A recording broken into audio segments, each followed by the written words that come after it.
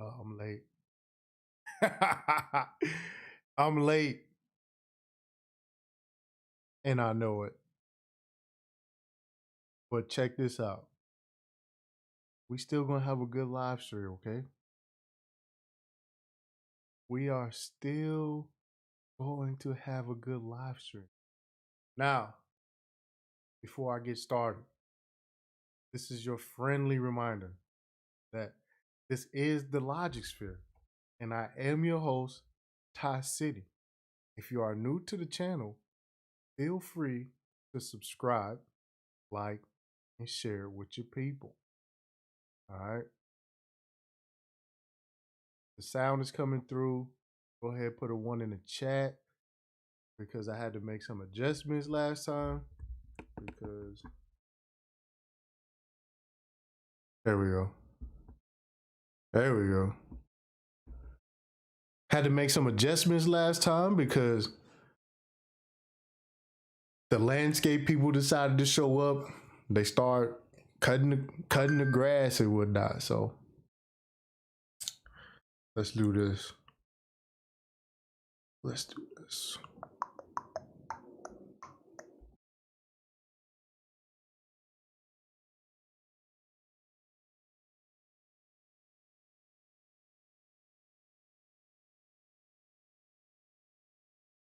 All right, here we go. Jason Johnson, what's happening? JP, what's happening?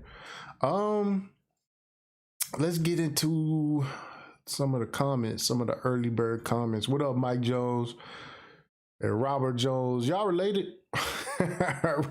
Robert Victor, what's happening? Mike Scenery, what's happening? Okay, so Mike Jones said Bank of America is huge, kind of like Wells Fargo. If they were one of the first, they were one of the first prospects for bailing out the Lehman Brothers back in 08. But if Wells Fargo is ending lines of credit, could Bank of America be next? That's a good point. But I mean, it looks like Bank of America has found other options, other ways of bringing in income. What up, D Champ? Bank of America is opening up options trading for Bitcoin. Now, once again, I want you guys to pay attention to these Bitcoin maximalists who are hardcore against banks, central banks, and governments. This is supposed to be for the people. All right. This is supposed to be for the people. And here you are, Bitcoin maximalists everywhere. Bitcoin maximalists everywhere. Bank of America is going to offer options trading, Mom. And if you've been in this crypto stuff, you'll remember when CME launched, it tanked the market. Options trading has tanked the market in the past. It just blows my mind, but that's neither here nor there. You know, it doesn't matter. Institutional money is coming in, and the Bitcoin maximalists got to act like they don't see what's going on. Jason Johnson says, should I leave Bank of America? No, you should not leave Bank of America. No, you should not. They're actually embracing cryptocurrency. Bank of America has actually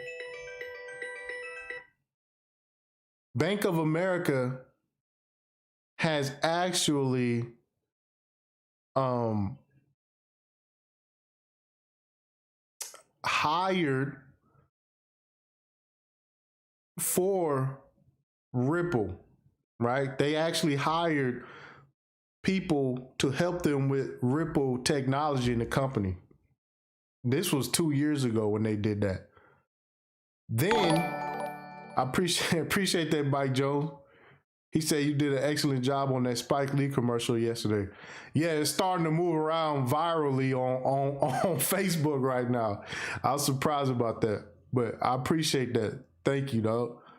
Um, Bank of America has patents using Ripple technology. So no, I think you should definitely stay close to Bank of America.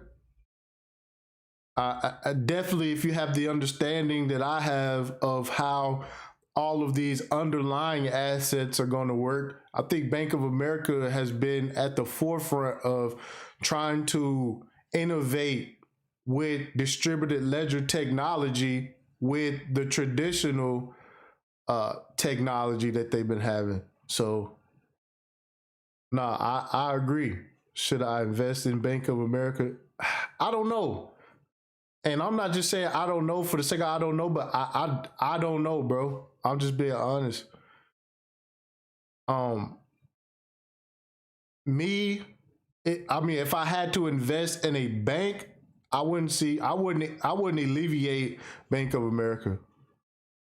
I wouldn't even, I wouldn't even put them out. They've been at the forefront of this thing for a long time. Like they came out publicly and said, we are hiring for somebody to help us integrate Ripple technology throughout our system. And this was 2 years ago. So yeah, Bank of America is in the know. Angel Musa said you the Spike Lee breakdown was spot on. Yeah, man, that was too easy. That was obvious. I can't believe he got away with that. You know, said Bitcoin is at 31,000. Yeah, I'll see y'all at 25K. I'll see y'all at 25K. Yeah, go look it up. Bank of America actually has a patent. They actually filed a patent using Ripple technology. They've been playing around for a while. Bank of America is not going to be left out of this. All right.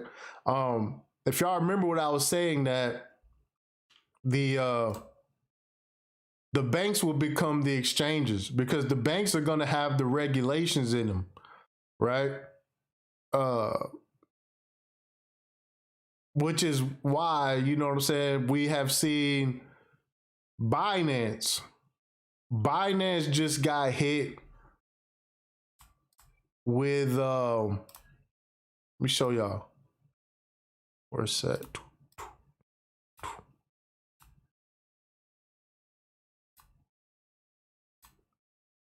Here it is. Here it is.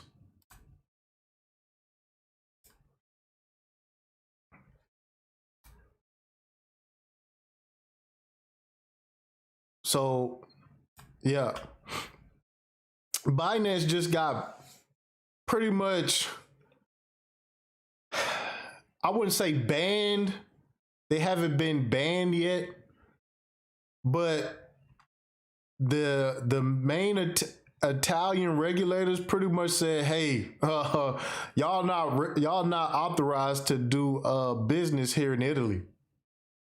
All right, and I got the letter from this straight from. This is straight from the government source.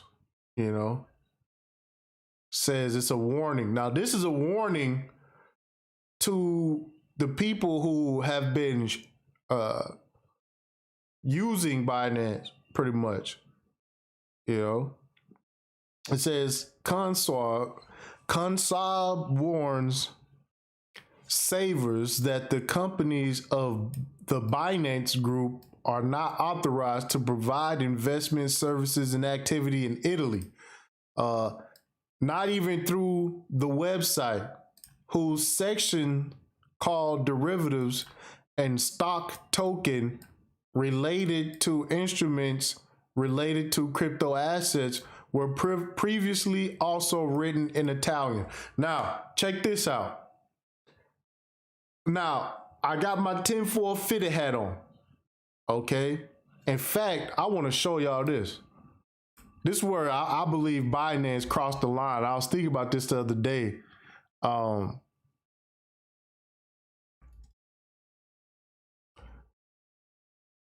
Let me see.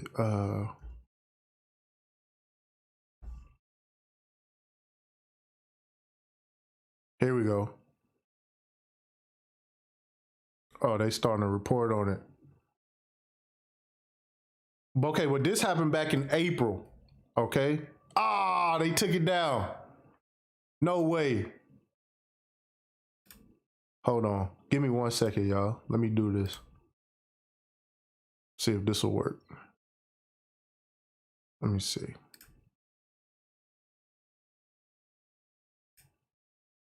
It's gonna work for me. Come on. Come on.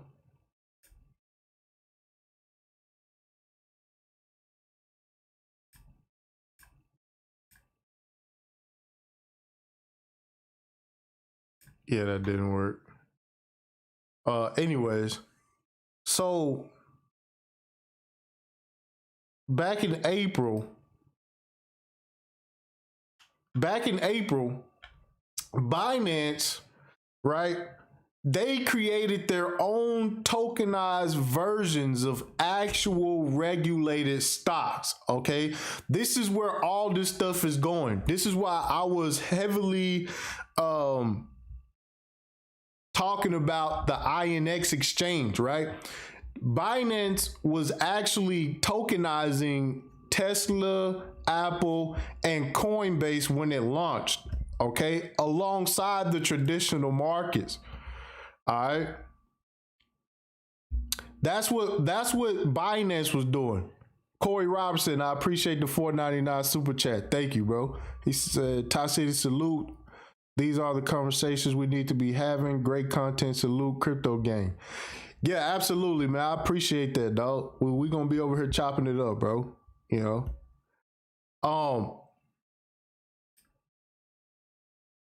I'll be on Ohim's channel later on too, over there on the Crypto Gang podcast tonight, later on this evening. So yeah, Binance decided to, jump out the window and say, hey, we're going to be an exchange and we are going to deal with tokenized stock. Okay. And he did that. And he did it with the Coinbase, stock. When Coinbase went public, Binance went public. So now you have a tokenized version of Tesla, Apple, all these big stocks, right? Now, this cannot happen, right? Coinbase, and I believe they have other companies that are crypto based that are public as well. But Coinbase was like the big step for the traditional finance institutions to step into the crypto realm, right? They were doing it themselves. They didn't need Binance coming through to tokenize what they were doing, right? Now, yeah, INX, I do believe myself will be huge. I do believe that. I got some news on INX too. So don't let me forget. I'm gonna throw it in at the end. So you have, hold on, y'all. Give me 1 second.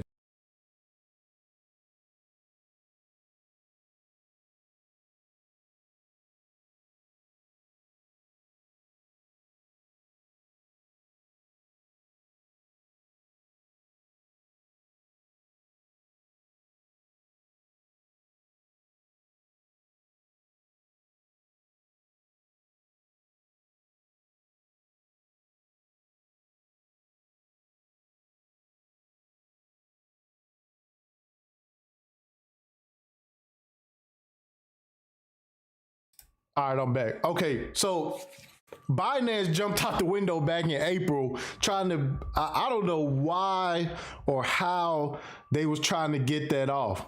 And that is why I believe that Binance is getting hit upside the head so hard, because they pretty much tried to run with the plan of the you know who's.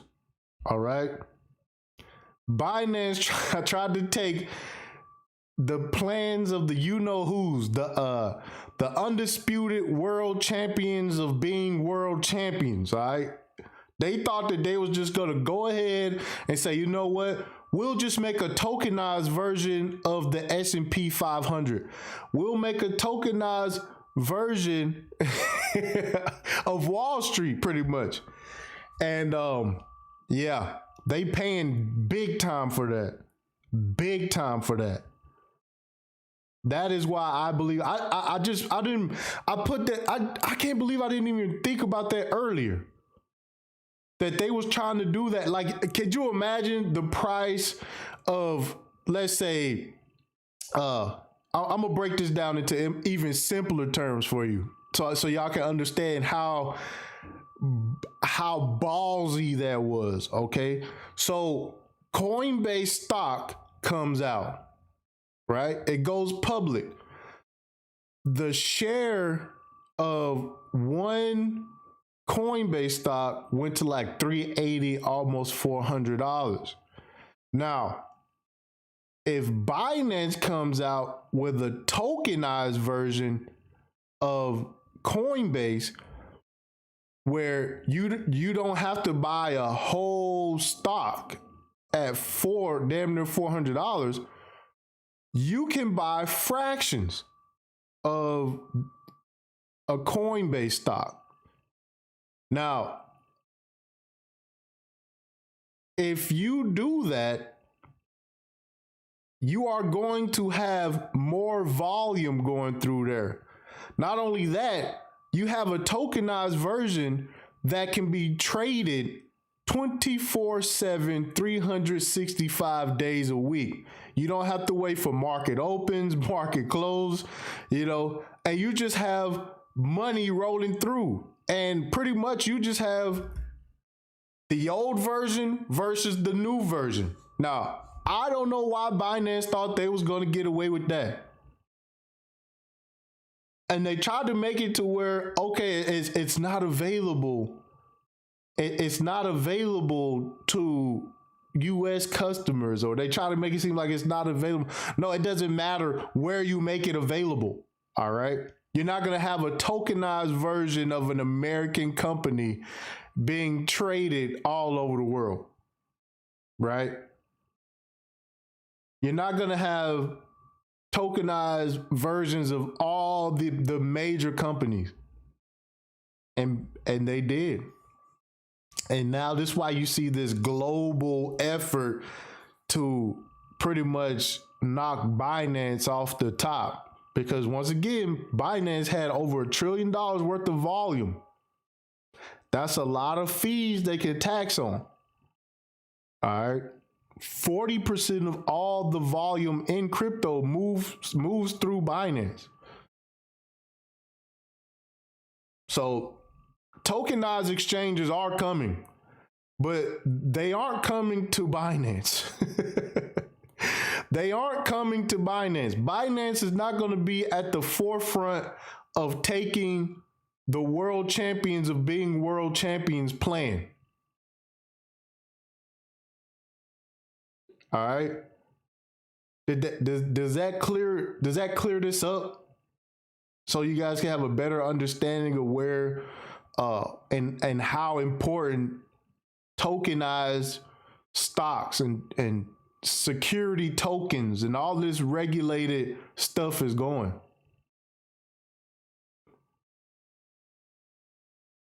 So Binance was just going to be like, oh, we'll just beat everybody to the tokenized stocks.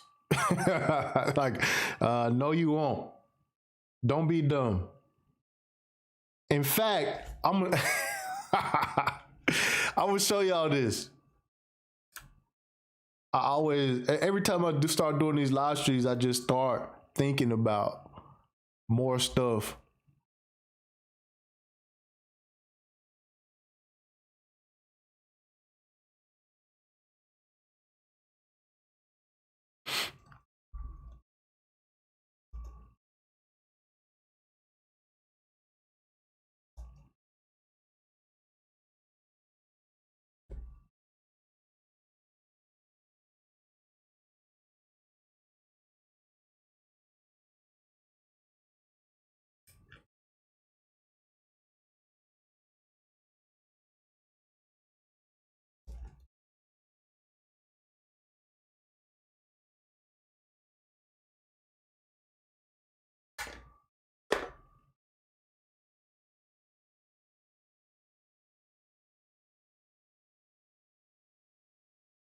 I was listening to BitBoy, and he was pretty much saying that uh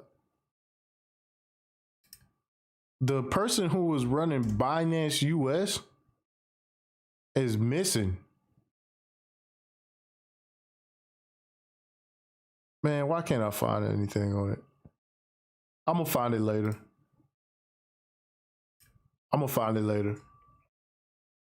So yeah, I'll bring that up later.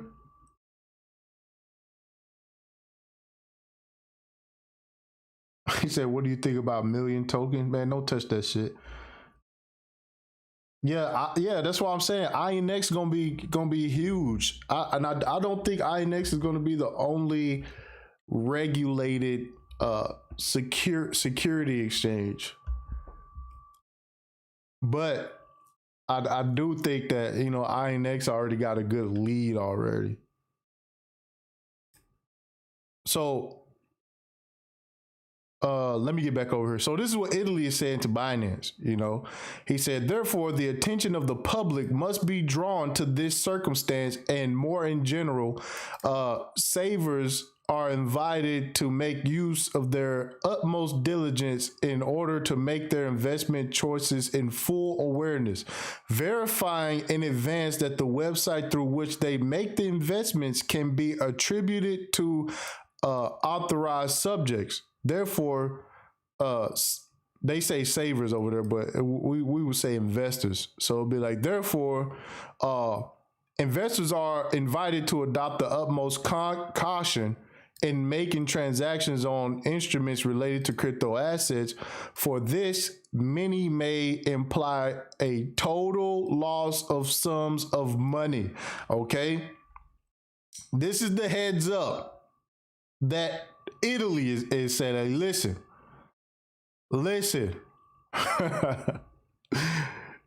It's our duty to let you know that you can have a total loss of your money. Like now they not playing with Binance. They're not playing with Binance. All right. Ryan said, where to buy INX? INX was a token sale. You had to get in it on like a pre-sale. That sale was over like, I want to say about a month ago. I got an email saying that when they do finally launch, you'll be able to buy INX, but it may be higher than $1. Now, one thing about that is, I'm gonna just say this real quick, that when you miss a token sale or pre-sale or something that's at the launch of a project, what you'll get a lot of the time is that the price will go down from like where you bought in at. Okay, so if you jump back in, it's a chance you could get INX at like 70 cent or 60 cent, but to make sure, you get in at because I believe it was $1 or 90 cents. It was like 90 cents or $1, something like that.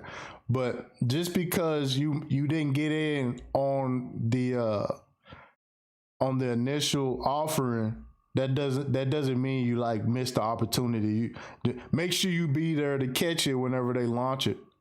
All right, so that's just a little game for you.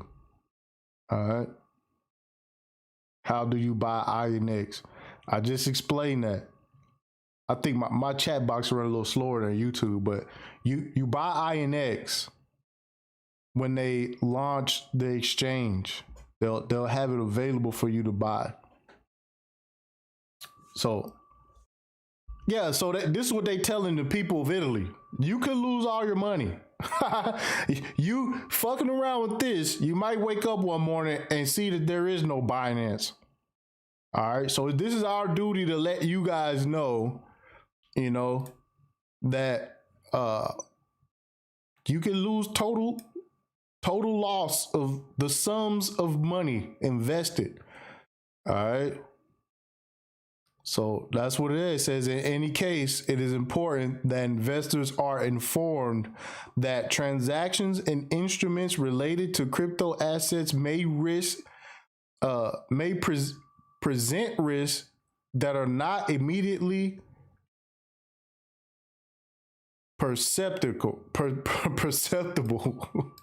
due to the complexity of high volatility of the prices of these instruments, as well as for what malfunctions and cyber attacks to which the IT infrastructures used for such operations may be subjected. All right, so here you go. This Italy said, hey man, if you wake up one morning and the Binance group is no longer available, just know that we told y'all that it was important for you guys to be informed of those transactions with those instruments related to cryptocurrency assets. All right. So, yeah. Now, while we talk about government regulation and how crypto is being perceived around the world, you see, yesterday we had Spike Lee telling you that this is the new money based on equality. And over in UK, they just spent 11 million pounds to warn people about investing in crypto. All right. So they're not saying this is the greatest thing ever, dump your money in it. Now, they're not saying that. They aren't saying that over there in the UK. All right. So they put their marketing into the war chest to warn people about the dangers of crypto investments. Now,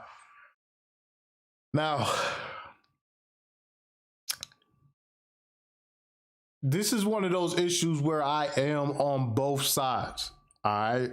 Because as y'all know, I don't want people not to invest in digital assets. Okay. Not just the currency part, but the smart contract, blockchain part of everything. I'm not saying don't do that. But I'm also saying, hey, you better have a piece of the pie. You better have a piece of the pie. Now, this is the total opposite of what's going on over in the UK. All right.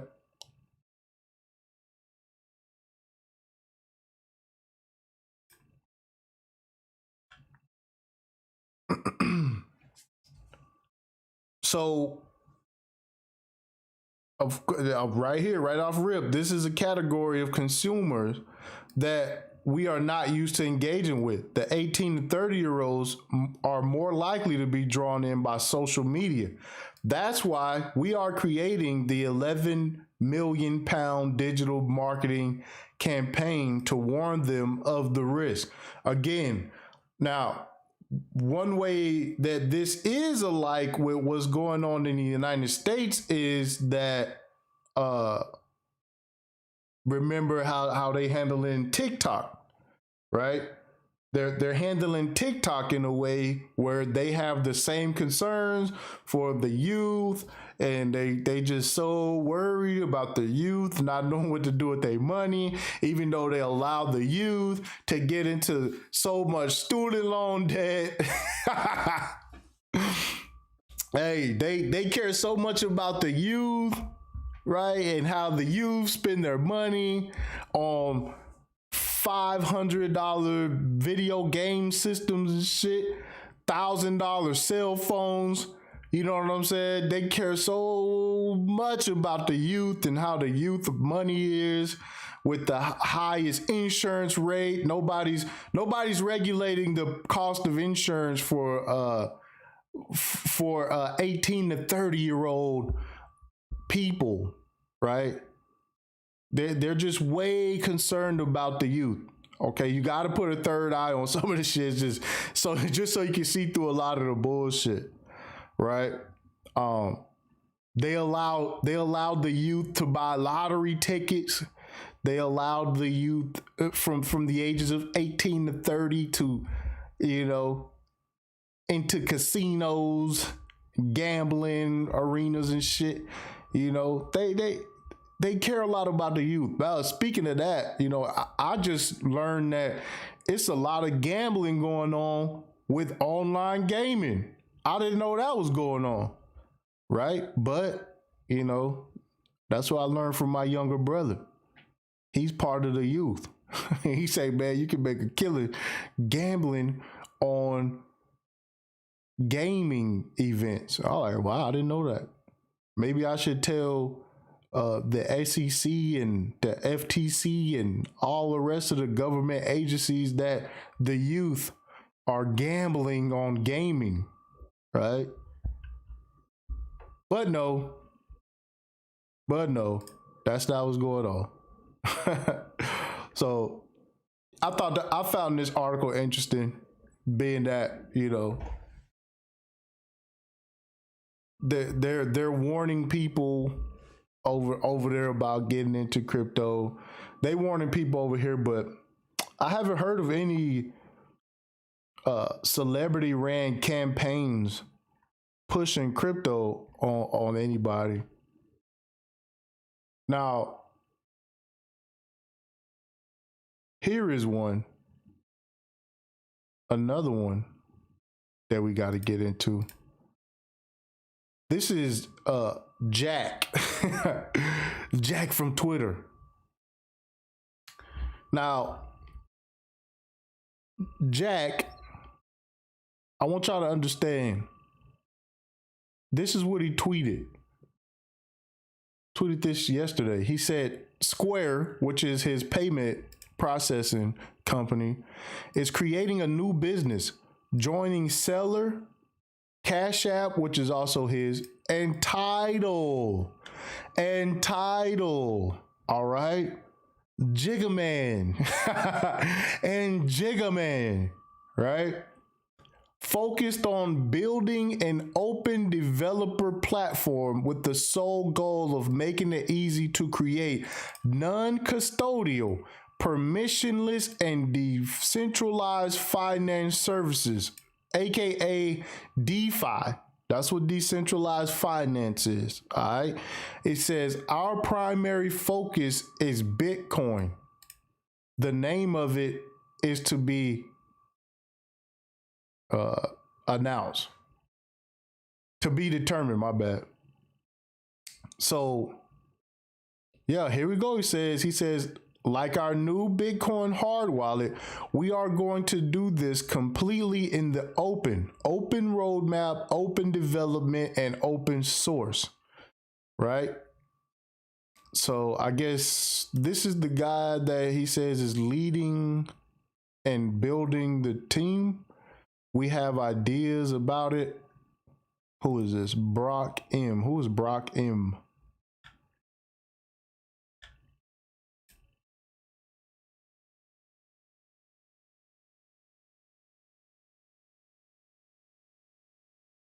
He said, so how is this different from Square Crypto? He says Square doesn't give direction to Square Crypto, only funding. They choose to work on LDK and are doing an incredible job. To be determined, TBD will be focused on creating a platform business. So, yeah. And look what people are saying down here. They said, hey, or you could just use Ethereum. Uh-oh.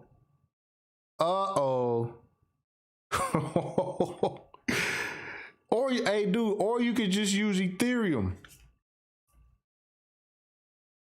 He replied to everybody except that. So, yeah, I just thought that was cool because, like I was saying, this situation right here with Tidal, I always seen that as an NFT play between him and Jay-Z. I think Tidal is a good it's a good basis to build on. And this is what this is what people didn't understand when Jay-Z made that move. He sold a man, though that business move was legendary. Y'all don't understand. With Tidal, he already made his money back from his initial purchase of the company way back in the day when he did that deal with, I believe it was Samsung. So he been playing with house money with Tidal. Y'all don't understand that he's been playing with house money with Tidal. He made his money back with Tidal already. He was able to take a company that he pretty much was all the way in the blue with and sold another piece of it to get on the board of Square, which is the main company. So he still holds a big chunk of Tidal, and he's sitting on the board of Square, which is Seller and Cash App and a few other entities. Like that nigga Jay-Z got jiggy with that business move, man. That was insane. Y'all will never know how insane that was.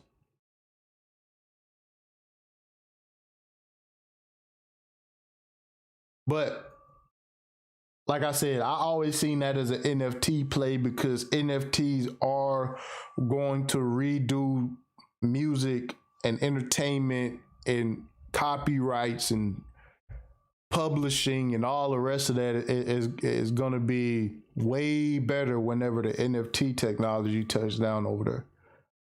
What up, Tampa? What up, Nihilus, Rocco, Dave? Now, let me get back over here real quick.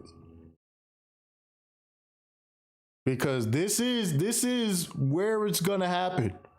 All right. This is where it's gonna happen.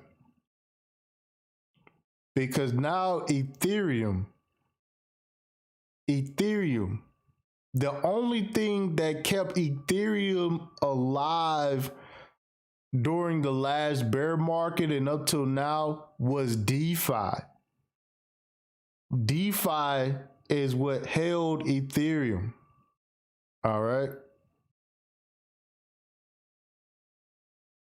So, yeah. Now,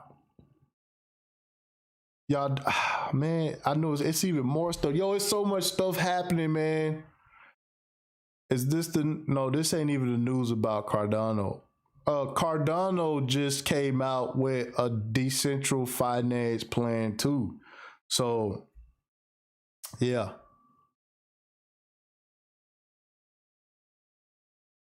Now, y'all don't want to get into this stuff, man. Y'all don't want to get listen. Look at the comments section. They already say, yo, this is not possible to build on Bitcoin, especially in a non-custodial, permissionless manner.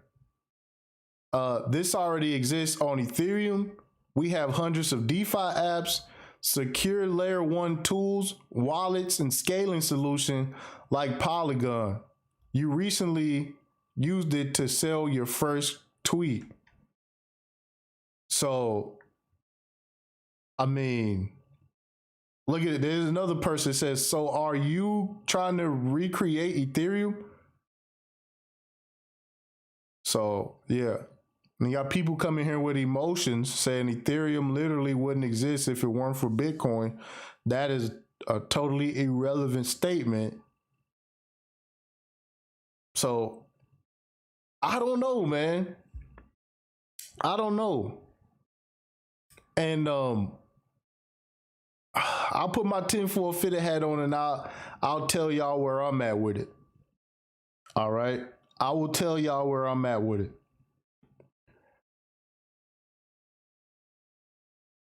Jack is very knowledgeable about this stuff.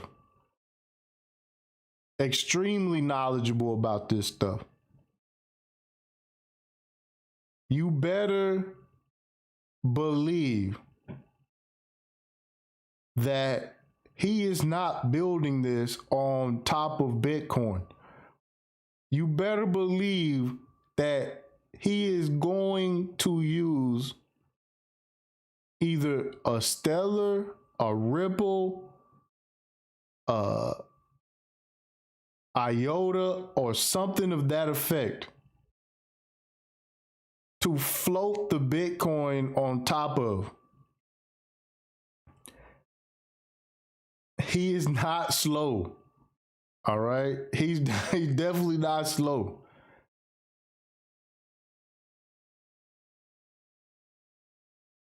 He's not building this on top of the Bitcoin network. I don't know why he would even but like I said, in due time, we'll see. Like I said, they just started putting it together.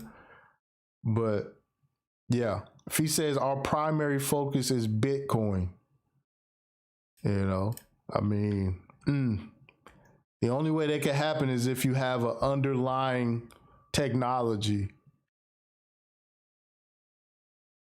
Now, where was I? Oh, I wanted to bring this up. Guess what PayPal did? This is what I want y'all to understand. That these banks are going to become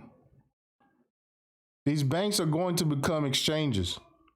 All right. PayPal is going to become an exchange.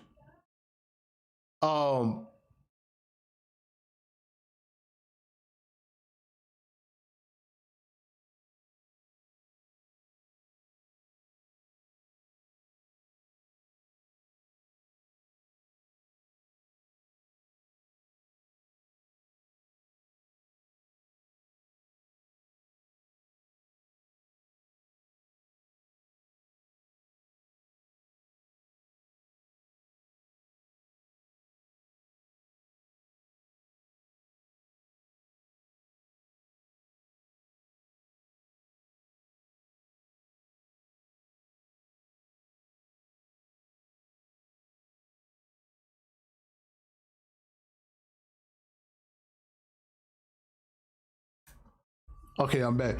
So PayPal is going to become an exchange.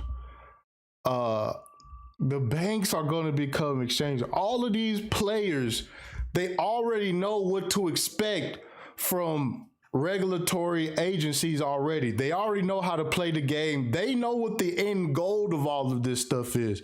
So when PayPal comes out and says they increased the weekly cryptocurrency purchase limit to 100,000,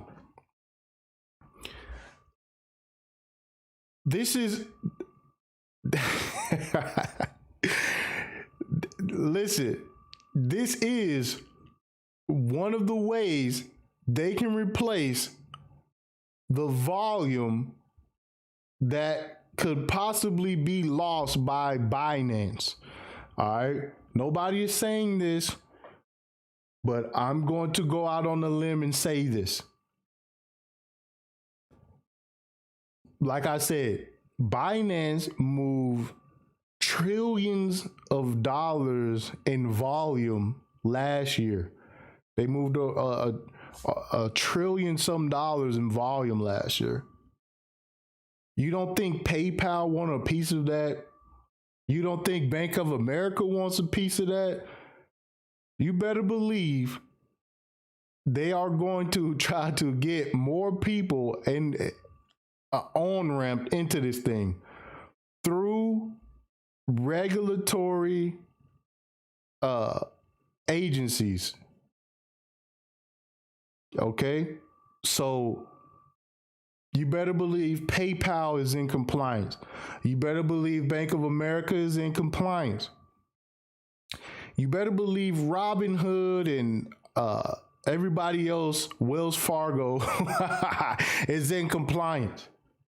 All right. So this is what you got to understand. And they do not care what happens to the money when you use it. They do not care. PayPal does not care. PayPal does not care about what you as long as you take that 100,000, pay the fee. PayPal doesn't care if you lose money or make money. All right. They just want to be able to tell Uncle Sam and everybody else, you know, what happened to it, who they got the money from, and all the rest of it. Like I said, this is the game you're gonna have to play. Right? So it says, not only can you put $100,000 in weekly, they used to be 20K, but they also got rid of the yearly limit of 50,000. Okay. Wonder what they raised the limit to.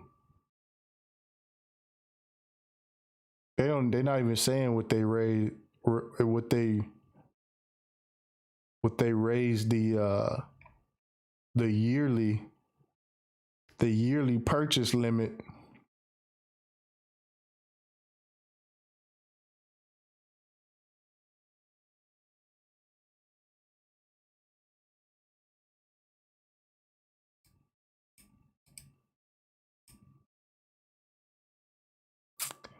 So yeah, you know, they're gonna allow you to spend more money. They're gonna allow you to let them fine you more. Okay. PayPal is going to allow you to be fined more money. Aren't you happy, sheep? I know that the sheep are going to be so happy. What do you mean you raised my limit? Yes. Yes, we also raised the fees. Okay? The sheep are going to love it. They're going to love their new fees. They're going to love it. All right? Now, here is what the sheep didn't read, okay? And I was looking for it as well. All right? Here is the trick. All right? Y'all want to know the trick? Y'all want to know the trick? I'm going to pull it back up again just so we don't miss it. Just so we don't miss it. All right? Just so we don't miss it.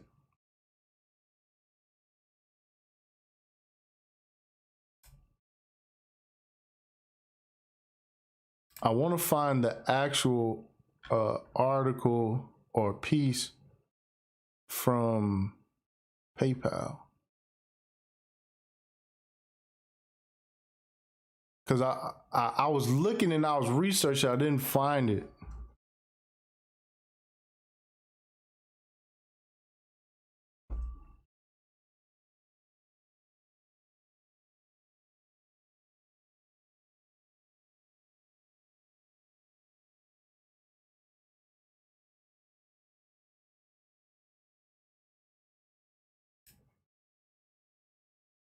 Anyways, here we go.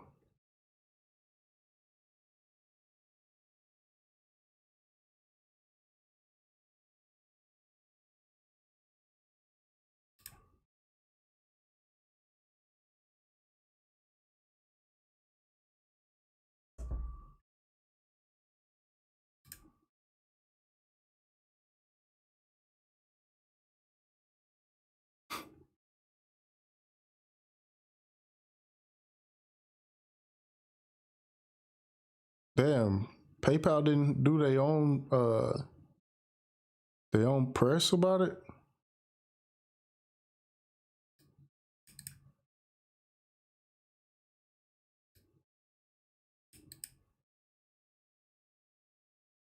Okay, well, I'm gonna tell y'all anyways because I didn't find it. Now, now, uh, PayPal,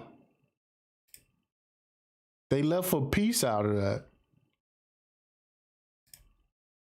PayPal left a piece out. And the piece that PayPal left out was y'all ready for this? Dun dun dun dun dun. All right. They didn't say, I didn't find anything about a withdrawal limit. Okay. I couldn't find anything about them raising the withdrawal limit. That's what I didn't see.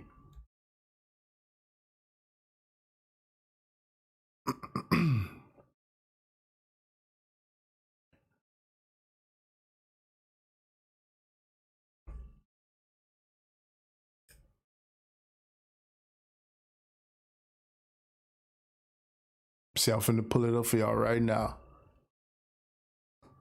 Finna pull up. Let's pull up the withdrawal limit.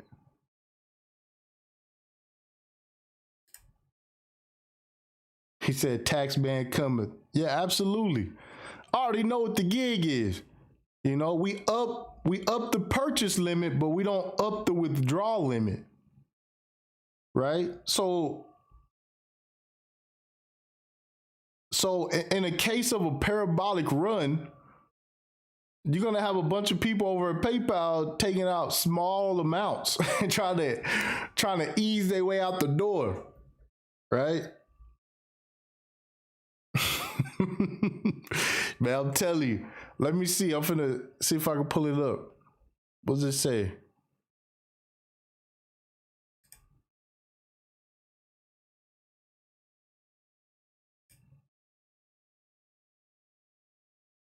All right.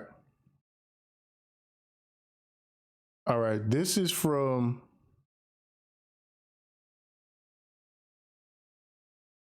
No, this is Coinbase. Let me find. I gotta find PayPal.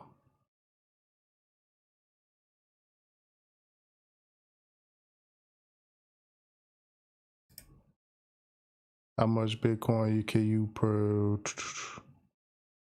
Hold on, I'm gonna find this.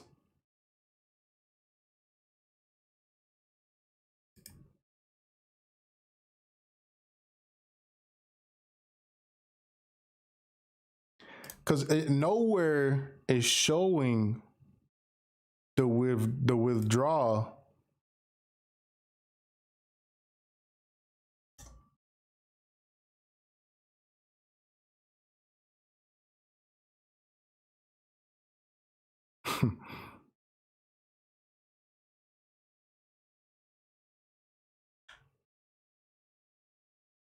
Oh, okay. Yeah, that's okay.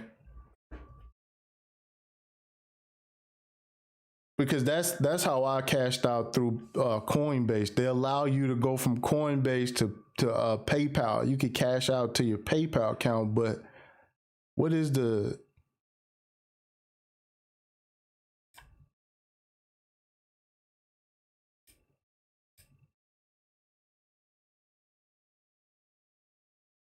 Hold on, y'all.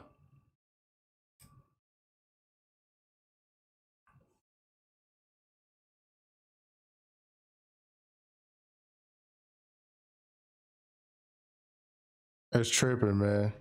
But anyways, y'all have to understand, man. It's always a trick somewhere. Always look for the hook. Always look for the hook. It's always some goofiness going on, and I'm gonna find that information for you. You know, it's probably not promoted because that's one of those things you find out when the time comes, right? That's one of those things you find when the time comes. I remember during the first bull runs, you know, Coinbase wasn't so heavy with the KYC at the time, and you would have to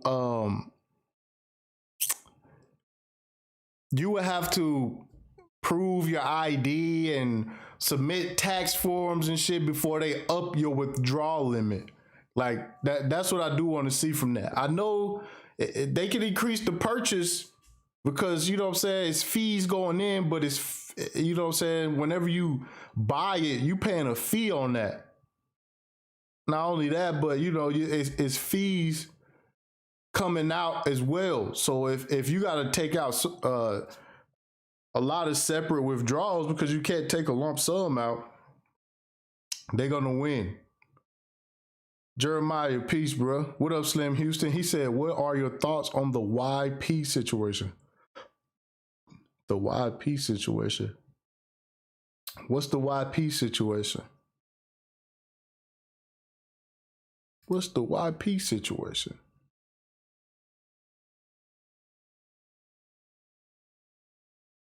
All right, now. So we got PayPal out the way. You know what I'm saying? Look for the hook. You know, they don't want you to have they don't up the limit. Like, always look for the withdrawal limits. Trust me. This is another reason why you don't leave your assets on exchanges, because you don't want to find out about the withdrawal limit whenever something that you invested in goes hyperbolic. You know, you cash out into Bitcoin or Tether. Well, if you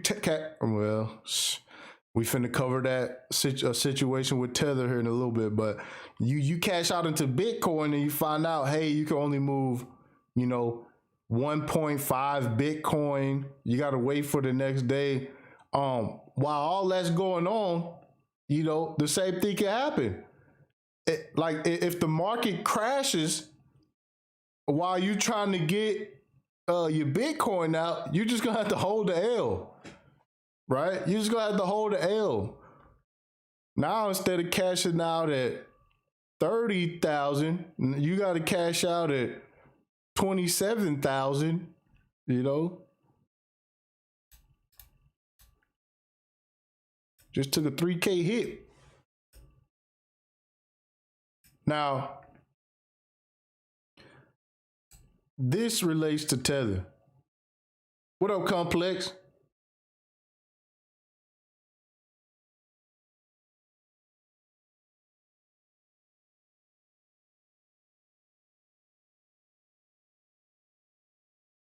Yeah, know your customer.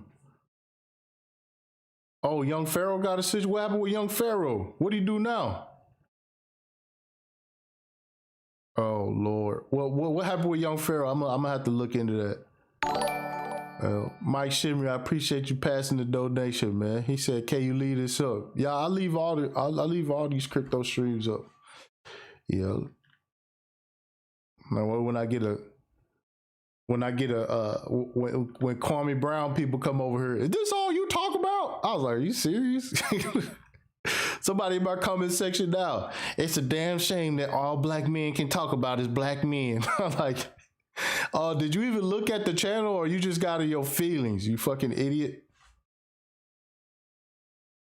All right, give me 1 second.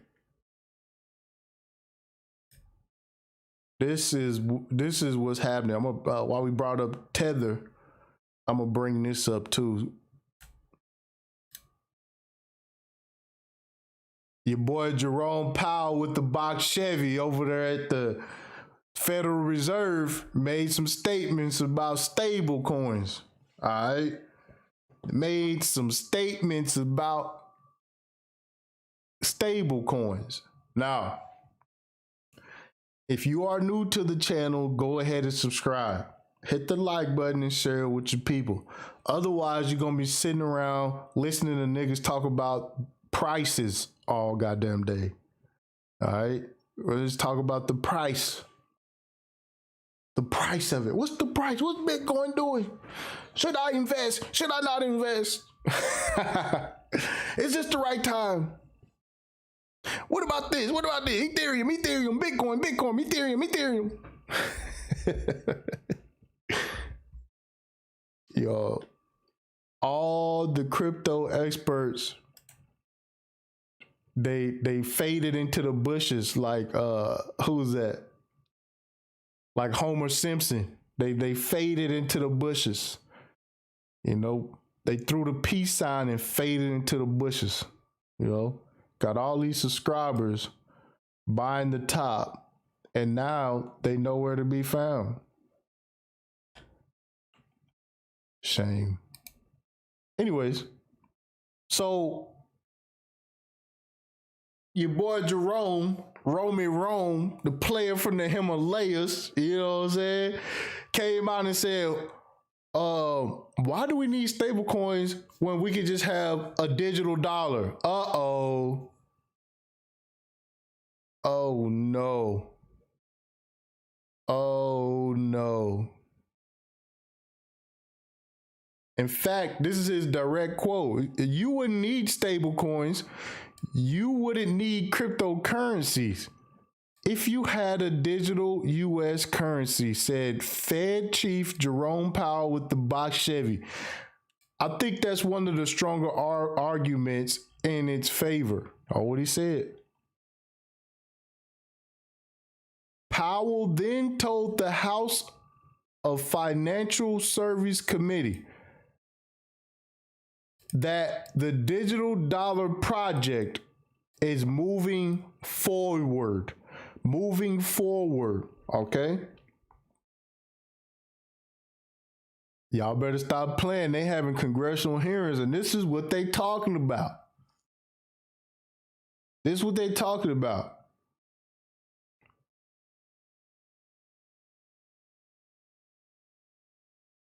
You wouldn't need Tether. Uh-oh. If you had a real US dollar, a digital form of the US dollar.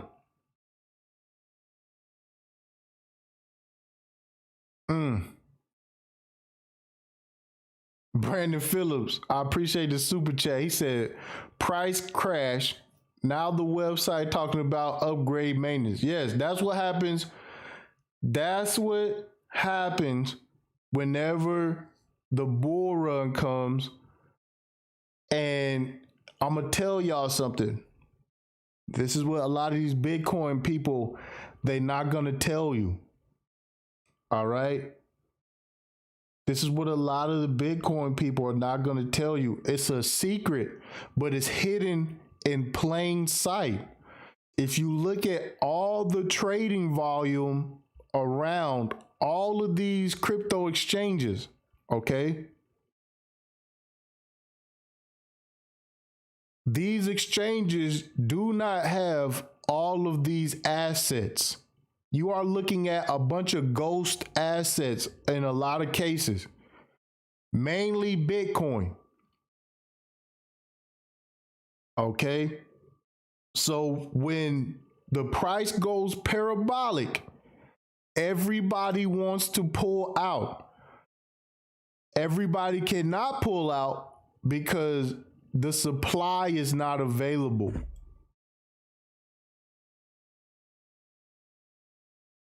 I know it's something that people don't want to hear. It sounds like what the fuck? What do you mean? What the fuck? Yes. Yes. You can easily go and look at all the volume, and it's in plain sight. It's in plain sight. There is no way you can have that much Bitcoin, Ethereum, and everything else moving around at this rate. It's impossible. Somebody's going to come up short somewhere. So yeah, down for maintenance. Down for maintenance. You run into liquidity issues when people start withdrawing at large rates. Yeah, Laro, ain't nobody to call. Ain't nobody to call. You can talk to our artificial intelligence chat box man thing that we put together. You can talk to the artificial intelligence chat box help box that we set up for you goofy ass motherfuckers, man. Who told you to trust us with your digital assets? Huh? This is why you do not leave digital assets on exchanges. All right. Now, let's get in over here real quick because Jerome Powell with the box Chevy is over here talking shit. All right. And you got mainstream media over here, CNBC, is here to tell you what he said. Okay.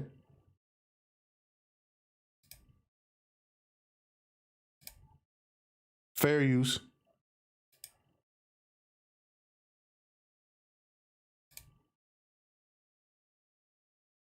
Federal Reserve Chair Jerome Powell has been testifying on Capitol Hill this week. And on the topic of cryptocurrencies, the Fed chief was pretty clear. He's no big fan of digital coins, especially stable coins. Now, when it comes to stable coins, you might as well just say Tether. And remember what I told y'all. If Tether collapses, the crypto market, man, Hey, listen, this could be something so perfect. He said, USDC. Almighty Rome, USDC is part of the crypto cabal, what they call it, the digital currency group. Man, I'm gonna find y'all that clip because BitBoy lost his mind today about the digital currency group. Now people want to call out the digital currency group. Yo, this is funny. A lot of this stuff was conspiracy theory a year ago. Anyways, this will be the perfect time to offer a solution, a replacement for Tether. A replacement for Tether. All right. They just step in and say, all right, this is what we're going to do. Either we do it or we pull the plug on Tether. You pick. Undefeated. We win again. We win again. Either we just come through and rain down on the Bitfinex gang and crash Tether and everybody lose, or we could do this the easy way. You pick. You want our dollar or Bitfinex's dollar? Which one you want? Damn, Jerome, you ain't gotta do it like that, Jerome. Dang. That's how you gonna do us, Jerome? Just give it up smooth and nobody will get hurt. The market won't get hurt. Just do what we say and the market won't get hurt. Damn, Jerome. You see what we doing with CZ Binance? You see what we doing with Binance? Be ashamed if we did that to you.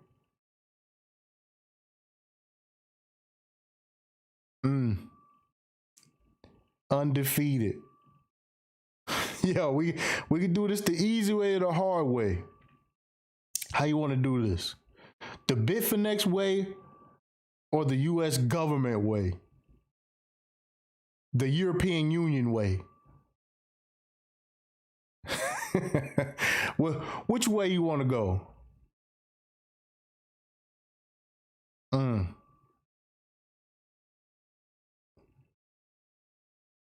Y'all pay attention to what's going on, man. The G's, the undisputed world champions of being world champions are starting to speak now.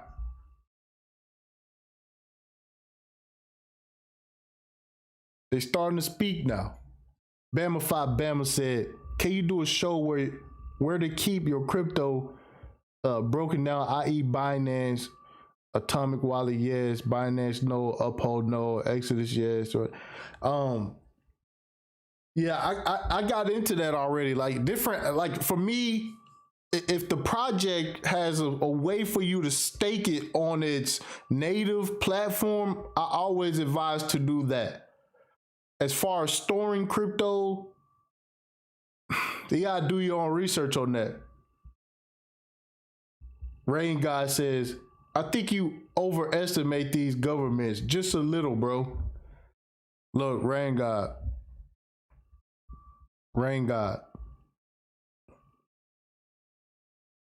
Listen,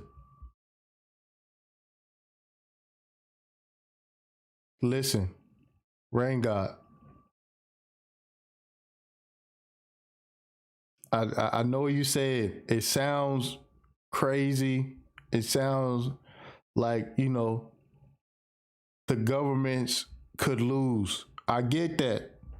That's how it was when I came into crypto. I was like, damn, you know, all the things that I've read may be unraveling.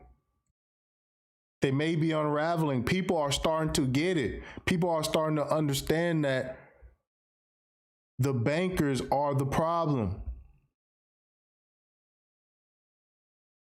But then I started seeing the people that I thought understood it started rocking with the banks. Just like we covered earlier, Bank of America is now starting to offer options trading to people. All right.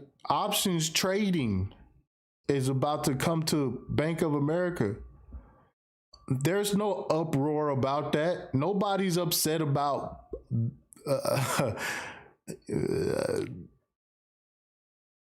the New World Order Bank coming into crypto.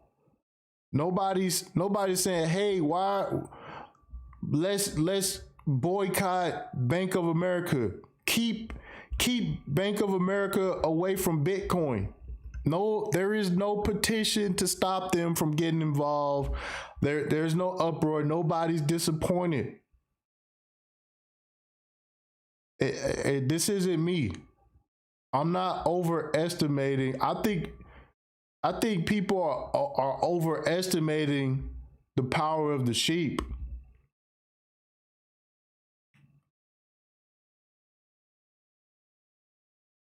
Right? But he said creators will just take their tech somewhere else. Yes, you can take your tech somewhere else, but it won't be valued by anybody. I'm just being honest.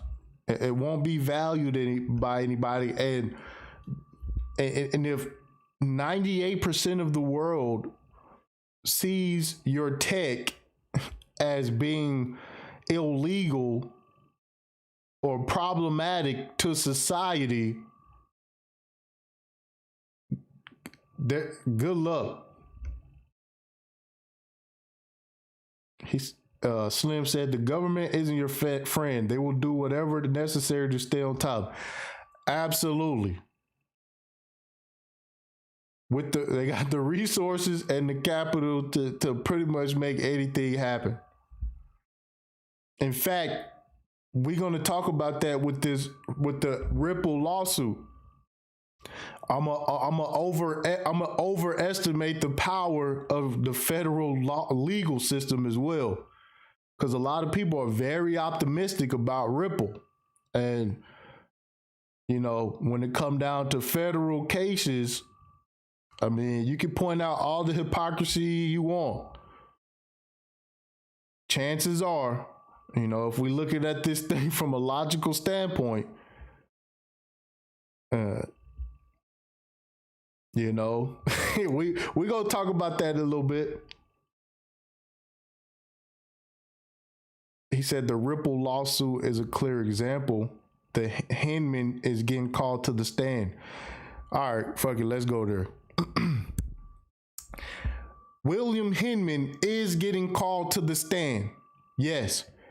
William Hinman does not have to answer any questions. Okay? Team Undefeated can come in and say, you cannot ask our teammate these questions. All right? I'm just being honest. I mean, trust me, I understand the significance of Bill Hinman taking the stand and saying, yes, I declared Ethereum not a security. Yes, I was involved with not doing anything about Ethereum.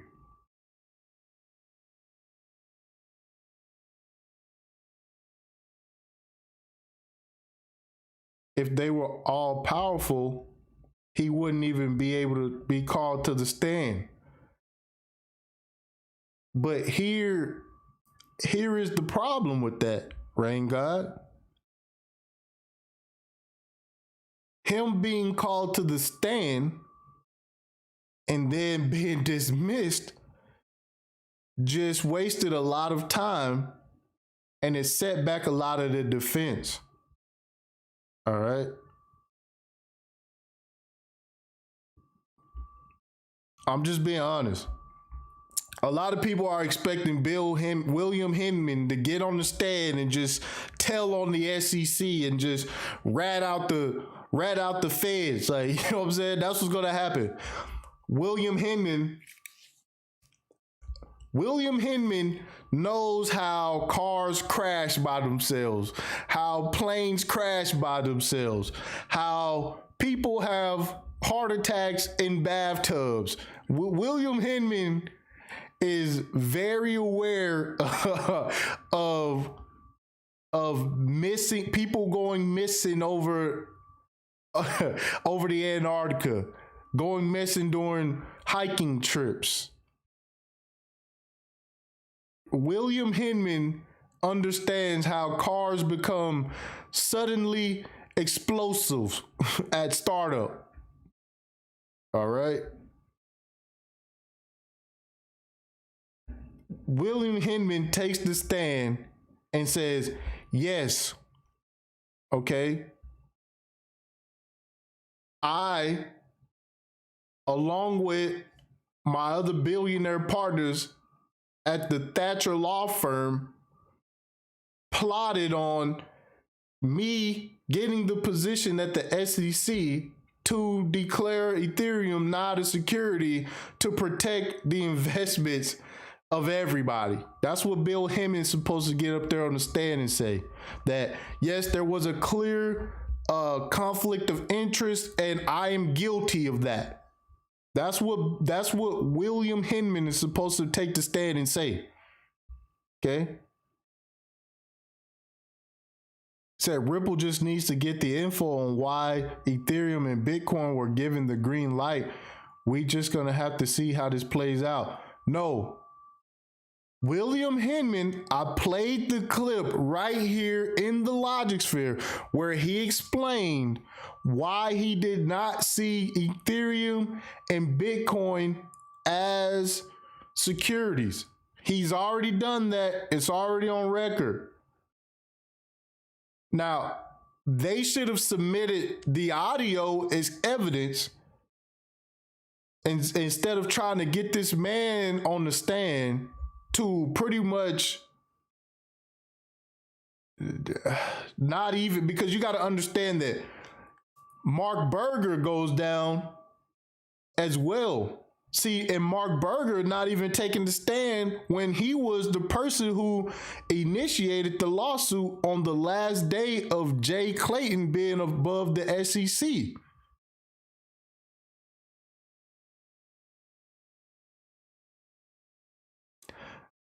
In layman's terms, Mark Berger enforced the regulation that Hinman put in place. Okay? So, I mean, I would, like I said, I would love to be excited like everybody else and just think that William Hinman is going to take the stand and just start pointing out all these people and all of these investment firms and everything else everybody else who's involved with the Ethereum Foundation and all these big dogs. And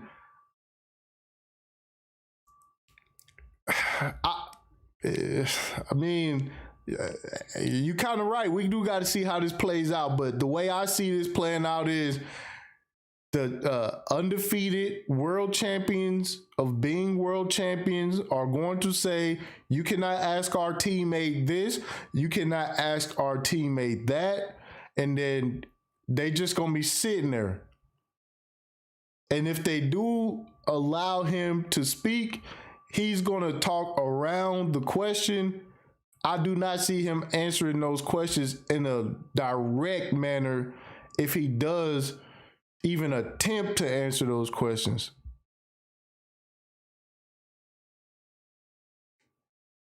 So that is my truth on, or my viewpoint of the Ripple lawsuit with the SEC.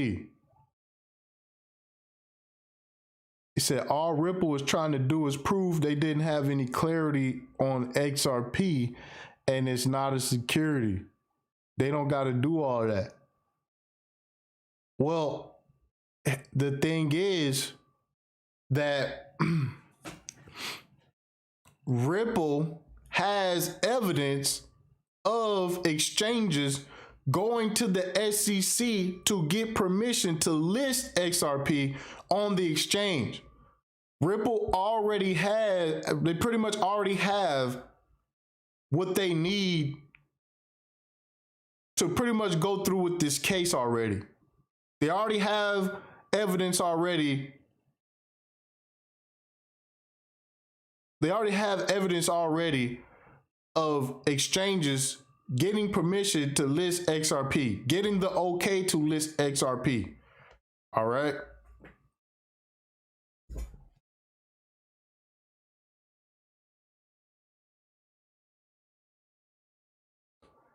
And to be honest,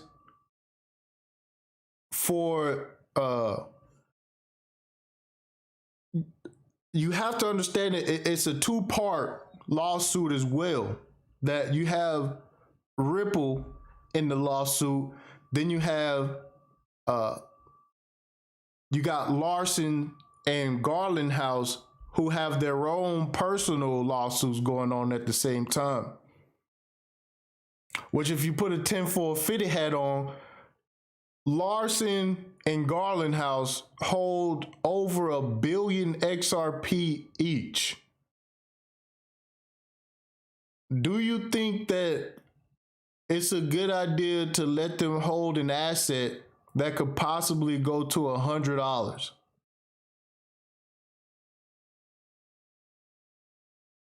And way higher, possibly. No, they got to shake them down. It's a lot going on with this case. It's a lot going on with this case. Then you got the XRP that's in escrow. What happens with that? Is there a penalty or anything can happen to the other financial institutions that bought XRP?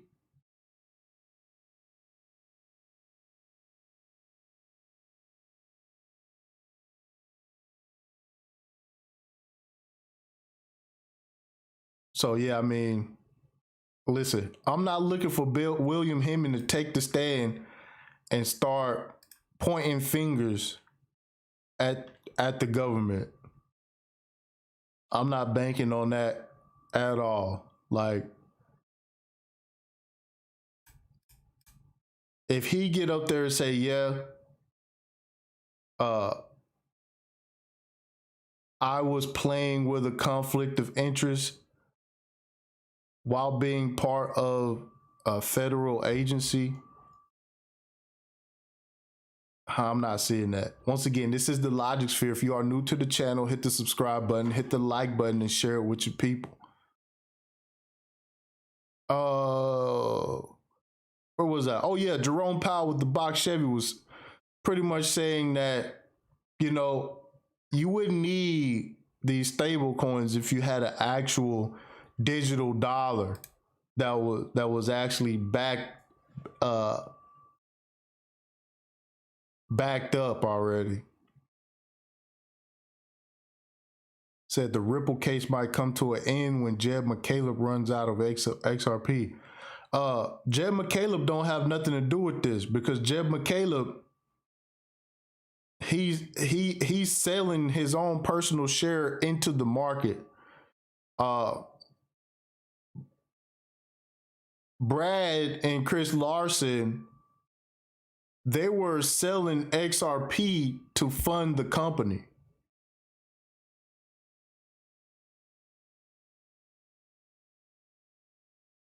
And the gray area there, which it's not even really gray areas, is that they're trying to say that people who bought XRP think that they own a part of the company. But yeah, Jed McCaleb is almost out of the XRP. But like I said, Larson and Garland House, they own over 1 billion XRP each personally. Like, you know, they think they just gonna let them sit on all that shit. Let me see where we at with it. All right, so Jerome Powell, anything else he said?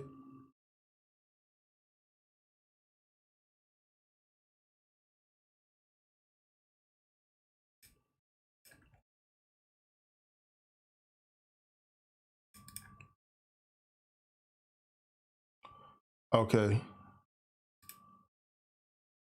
Did we talk about? Oh, let's get to this. This is a good one. This is a good one.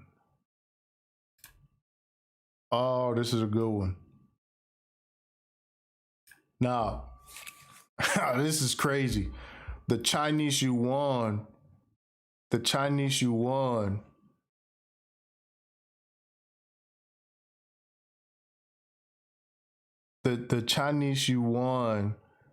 is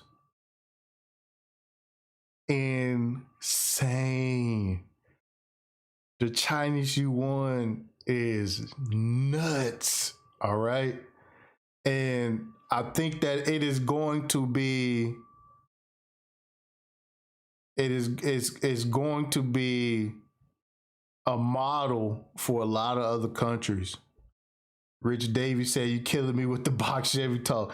Yeah, that's Jerome Powell with the box Chevy. That's big homie at the Federal Reserve. If y'all remember, I played that clip of him saying, "We just print infinity money. However much money we need, we'll print it, and we'll put the money. We'll make digital money in the system, and then we'll print as much as we want." Bama said, "Why is Jed McCaleb selling all of it?" Well, Jed McCaleb fell out with the Ripple team, and as you know, he went off to start Stellar Lumens. Now, when he left Ripple, he had his own personal stash. So while they was going through the legal process to protect XRP on the market, they made Jeb sell a portion based on it's based on volume. So whatever, if volume is high, he get to sell more. Okay, this keeps him from tanking XRP and protecting it in the markets. Now, that was worked out through the settlement that they had put together. All right, so that's why Jeb is selling. Jeb is selling because he gotta sell. He gotta sell. And the crazy part is, man, Jeb will sell his XRP when the volume is high and the market is high. Yeah, Black Sword. Yeah, exactly. He allowed to sell out according to how much liquidity. Yeah, to keep him from dumping and crashing the market. Yeah, that's what I'm saying. Now, every time he does that, bro, if you look at the numbers, every time Jeb sell his portion of XRP, it's hundreds of millions of dollars. Every time. It's like, well, he just sold $140 million. It's be like that? Like, damn. You know, imagine, you know what I'm saying? XRP makes it to like $50 or some shit like that. XRP make it to like $10. He been cashing out hundreds of millions of dollars and it ain't even hit $2. Man, it's some big money, man. He will get big money, man. It's big money. So, where was I? Oh, yeah. The Chinese yuan. Now, as many of you know, the Chinese have a social scoring system. They have a social, like a credit score. They got like a people score. Right? Yeah, eating. Jeb McCaleb eating. He don't care where the market at. I gotta sell it. I gotta get it going. They have a people system, a score rating on where you are in society and shit. And they just released the white paper, right, for this digital yuan. And now this goes along with my theory of what's going to happen with the digital dollar, digital euro, digital yuan, and all the rest of it. Is that is programmable poor people money. That's what I'm looking at it as, okay? The Ripple, Stellar, all this underlying technology that's going to be floating the traditional markets on top of it, that's going to be the real money. That's going to be the real money. All right. That's my opinion. That's how I see this. Now, this Chinese yuan white paper that came out, man, goodness. Holy smokes. Let me set this up real quick. Once again, this is the Logic Sphere. If you are new to the channel, hit the subscribe button. I know y'all hit the like button. Let me give y'all some time to hit the like button. Let me see. Where my phone at? Before I get into this, man, I better see this fucking the likes. See the likes jump in this motherfucker. That's what I want to see. Let me see. See what's crackling. I got 60 people watching. I got 59 likes.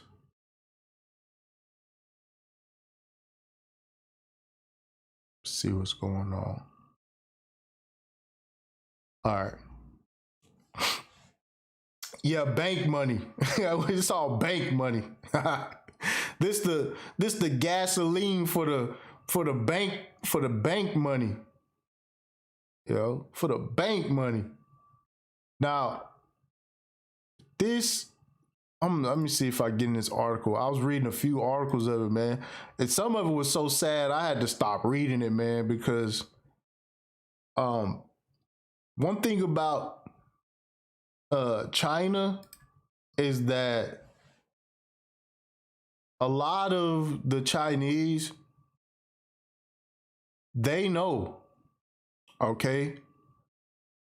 They definitely know. They know. You know what I'm saying? Like, well, we look at sheep over here is that people who don't know. Man, over there, they know, and they, you know what I'm saying? Why do you think China had to crack down on Bitcoin for the people so hard? Because those people, they want out. They want out. They would never look at the Federal Reserve like the people look at it over here. Right? They understand that government control is not what they want. That's one thing I can't say about them, but unfortunately for them, yeah. So let's get into this, because, man, the U.S. could be definitely going down the same road with the digital dollar, right? So here we go. The People's Bank of China has published a white paper for the country's central bank digital currency for the first time, marking yet another step forward towards its official rollout. The People's Bank of China issued a white paper on Friday for its digital yuan project, also dubbed the ECNY, which notably confirms that the digital fiat currency is designed to be programmable. All right? Programmable. So imagine somebody said, okay, this is money in your bank account. You look at your bank account and you say, man, I got $5,000 in my bank account. And then you look again and they reprogram the money to be something else. And then they just reprogram the currency.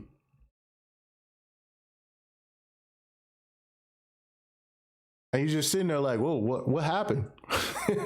What happened? Now check this out. This is how much control they're gonna have over the money. Insane. Watch this.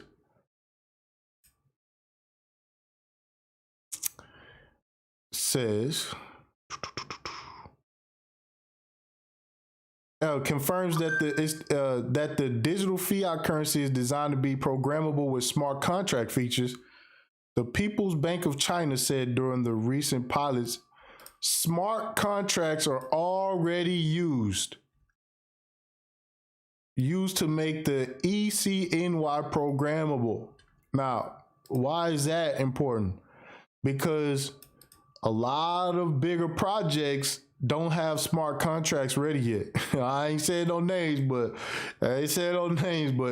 some of these projects supposed to be the smart contract projects and they don't have smart contracts ready, right? So they saying that smart contracts were already used to make the digital yuan programmable, more expandable, and better integrated into various scenarios, okay? Various scenarios. Now, for me, the only scenarios that I could imagine a currency being used for is buying and selling, okay? That's the scenarios that I would like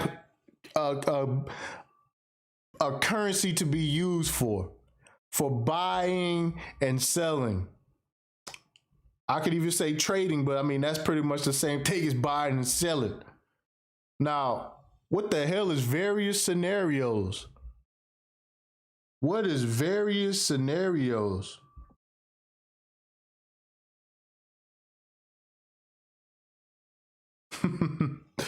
Various scenarios. Oh, well, if you said something that we don't like, if you said something, you spoke up against the government, well, we're just going to have to go in there and reprogram all that digital yuan. We're just going to have to go in there and burn some of that digital yuan through a smart contract with the with the red party. Okay?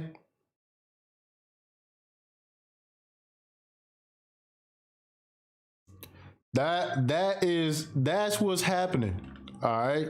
This is what I'm trying to tell y'all, man. Like, if y'all don't get in on this shit, man, like the difference between the haves and the have-nots should be miles and miles and miles and galaxies away.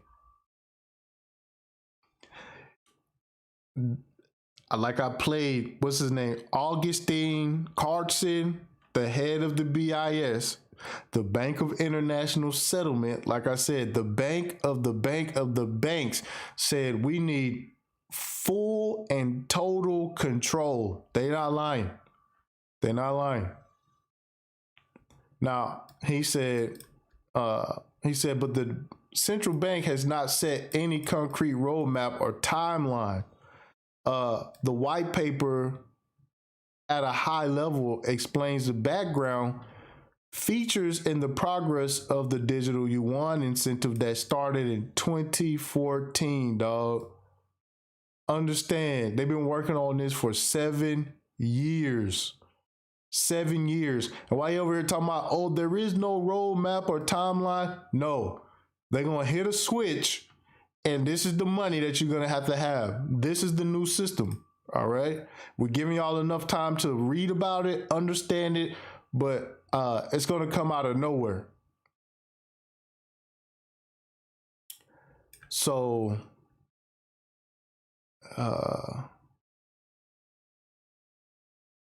this right here explains some of the contract stuff. Let's see. Under the section about the digital yuan's design characteristics, the People's Bank of China confirms that one of its 7 major features is programmability. Now, I got to show y'all this because I actually pulled up the actual white paper. Now, check this out. This is the white paper right here. Okay, straight from the pbc.gov from the Chinese government website. I am glad I got my VPN on. Now, let's go down here real quick. Now, see how it says safety and convenience,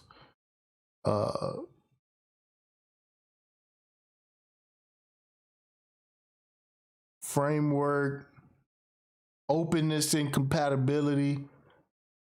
Notice this shit don't say nothing about privacy. Nothing about privacy.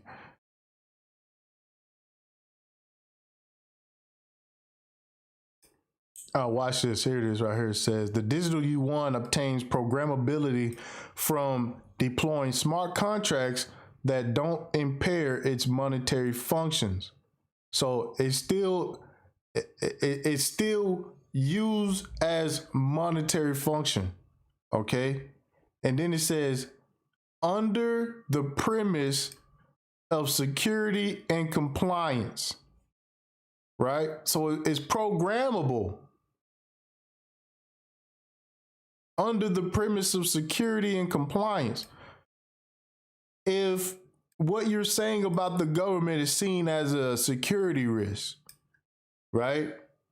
Look how we have the Homeland Security Act here in the United States, where everything is pretty much lumped in under some type of terrorism type task force, okay?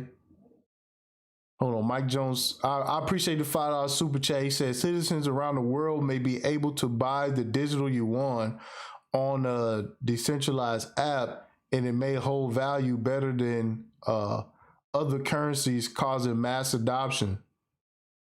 Well, here's the thing, right? Because the way this thing is finished is looking like it's going to shake out is that the digital yuan is going to stay in China. Right. This is what I'm seeing from what I'm researching is that every country is going to have its own regulation over its own digital currency. Right.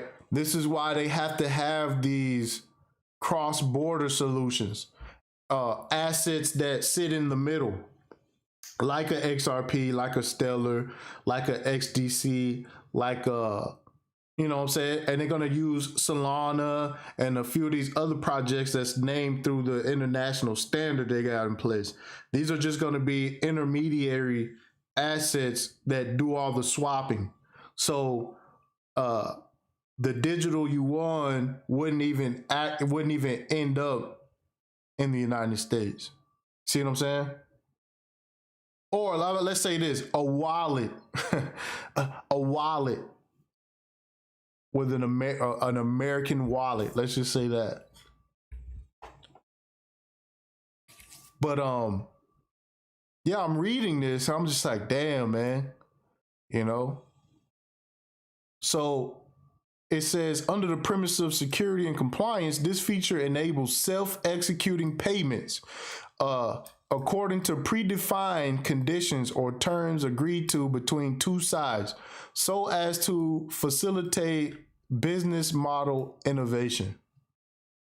Now, there's a lot of stuff in here, man.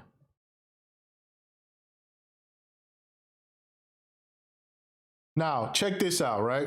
It says there are different types of wallets depending on the strength of customer personal information identification. Remember, I told y'all that they have a system, a social score system.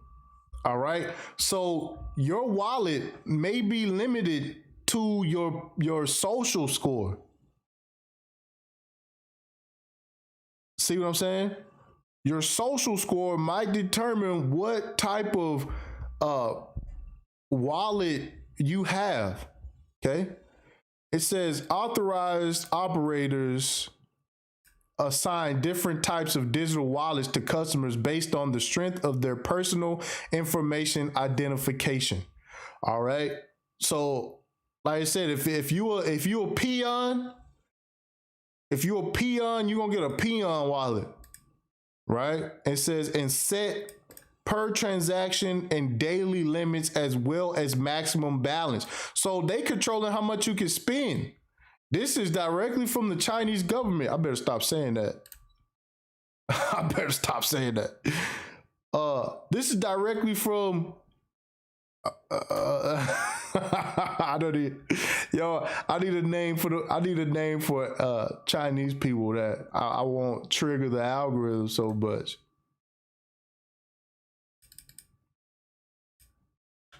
Yeah, where was I at? So yeah, so it's like, okay, so it's gonna set per transaction and daily limits as well as maximum balance. So you could reach a maximum balance. Like, all right, you reach your limit for how much you can have. Like, what happens after you reach the maximum balance? Them call them the Far East. Yo, chill, fam. Y'all already know what happened, man. We got a situation going on, right? You know, I already know the Stop Asian Hate people gonna be in here if what happens when you reach the maximum balance? It's like, all right, well, you just a $50,000 person. All right, just you reach your limit. What do you do when you reach your limit? And who says you can repo man coming for your liver? Hey, everybody relax. Once again, this is the Logic Sphere. I am your host, Ty City, bringing you this peek into the future. If you are new to the channel, hit the subscribe button, hit the like button, hit the share button. You know, this for you, Big Truck. You a big advocate of living in China, huh? How you feel about this? Big Truck, where you at, Big Truck? You know? Reality said, where the paper money at? At least I can put paper money under the bed. At least I can stuff my mattress with paper money, man. See what I'm saying? See what I'm saying? You reached the maximum balance of your peon wallet. Your peon wallet has been maxed out, okay? Congratulations. You were able to save $30,000. You peon, all right? Now,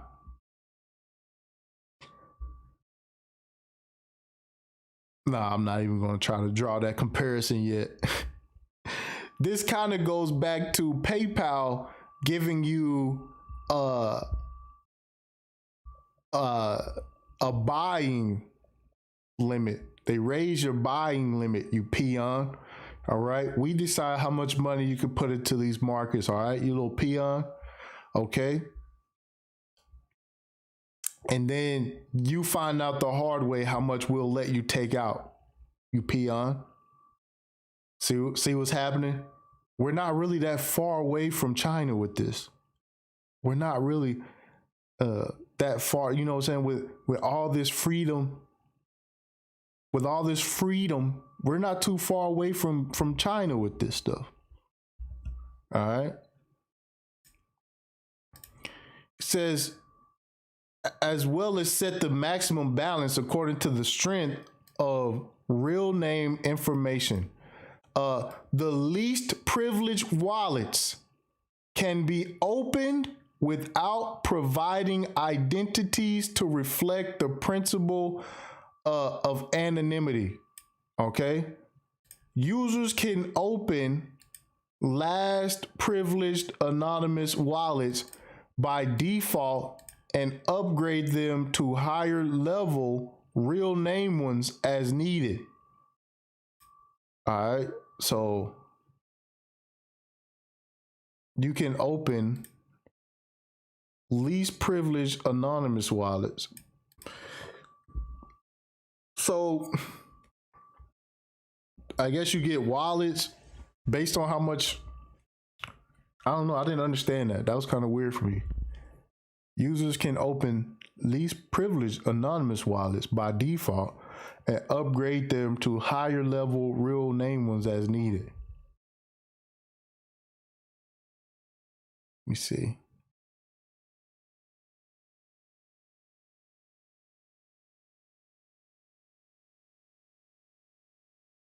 I want to find some more.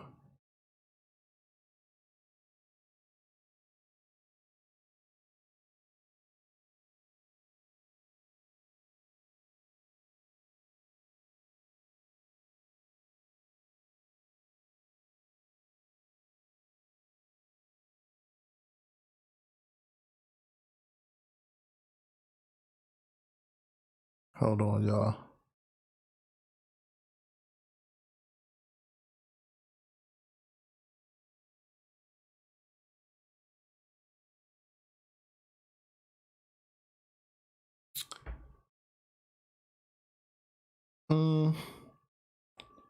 I don't know. I gotta do some more. I'm gonna do some more research and reading on this, but that part right there stuck out to me. I was like, how you have a maximum limit on your wallet,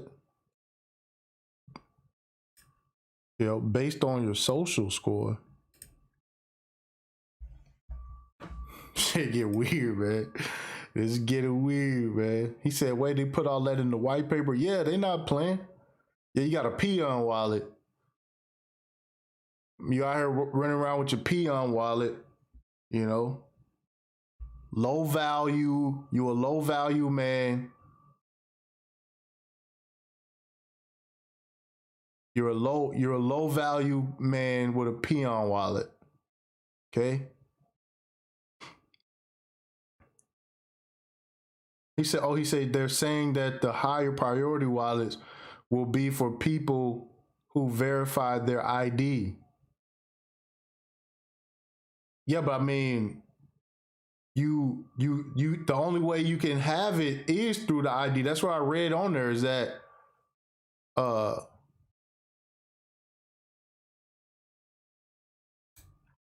lower priority. Hold on, let me see if I can find that again.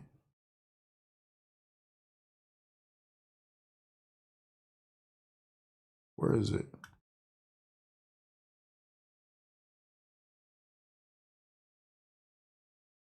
Oh man, it's a lot, man. The higher priority wallets will be for people who verified their ID. Right. So that just makes you have to give them your ID, right? So if they say, okay, well, you can have this wallet, but if you go over $100, you need to show your ID. So boom, you know, not everybody is going to show the ID because they're going to associate the wallet with their social scoring credit system that they have over there. They just so they can have over $100, right?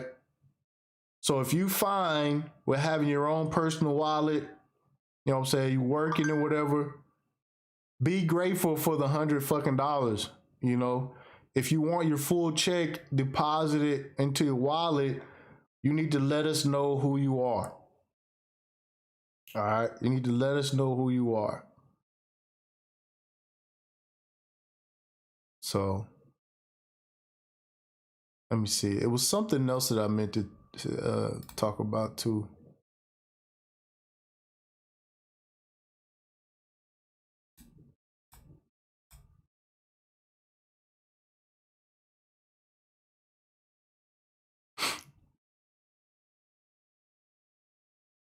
Oh, here we go. Here we go.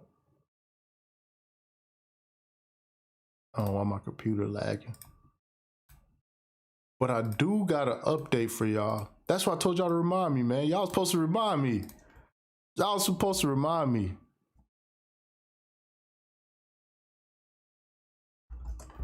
Y'all supposed to remind me, man.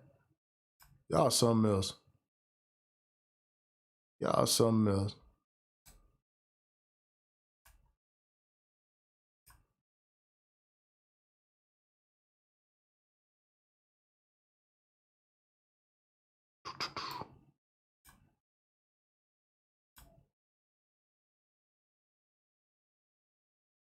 So yeah, if you bought into the INX token sale, you will be being refunded your money if you are a Canadian citizen. Okay, if you are a Canadian citizen who bought into the INX exchange, the security token offering, they are going to be refunding you your money. Right? Now, this is something going on in the background with the regulations. They don't want no smoke with somebody, so they say, you know what? If you are a citizen of Canada, we are going to refund your money. All right. Now, have no fear. Like I said, when they open the exchange, they are going to make the INX security token available again. All right. He said second passports. Yeah. Are y'all familiar with Global ID? Y'all better get y'all weight up, man. Y'all don't want to go down that rabbit hole. Y'all don't want to go down that rabbit hole. Global ID. A lot of this blockchain technology is going to be wrapped around Global ID. Go look that up. Go look into that. The Global ID, Cardano is real deep into that project.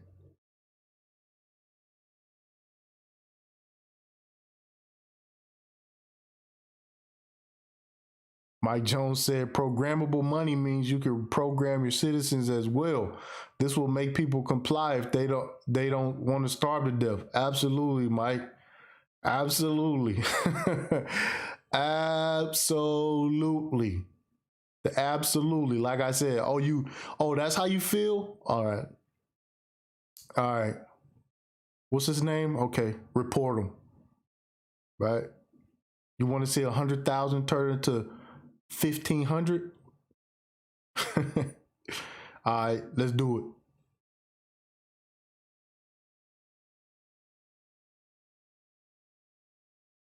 He said, no real ID. You cannot fly nationally. Yo, look up Global ID. Apple will be adding ID to iPay. Yeah, cancel culture through the bank account. Exactly. Like I said, they have a social credit system over there in China. If you do something, you mess up, you better believe they're gonna say, okay, you wanna play? All right, you wanna play? All right, let's do it then. Then downgrade. You got a downgraded Peon wallet now. You know, keep talking. We could take that away too.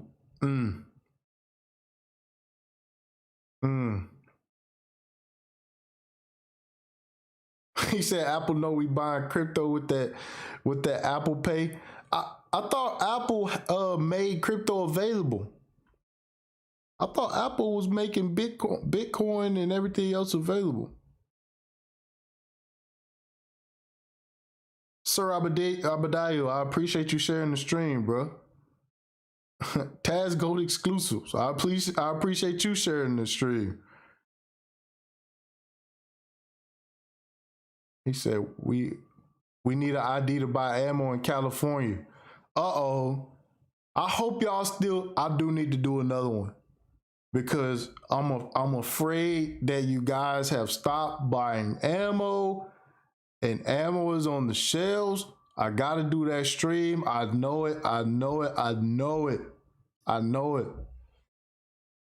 I just picked up two 250 round boxes from Academy 2 days ago. I seen it on the shelf. I was like, man, ain't no way I'm walking past all this ammo. Your boy said I bought 1,000 rounds today. Absolutely.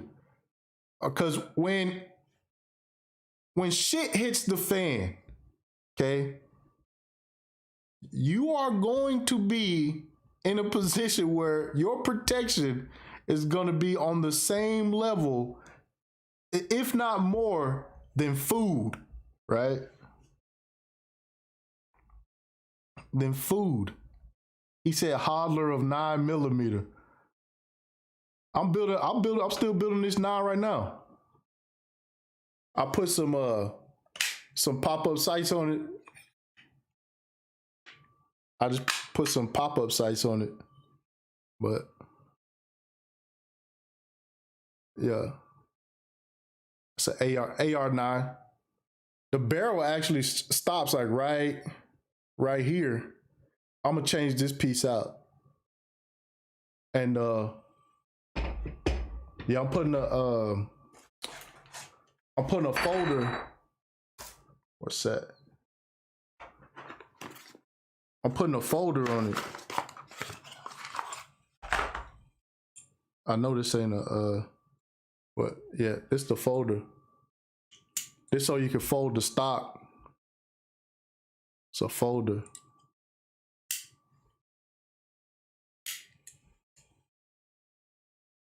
So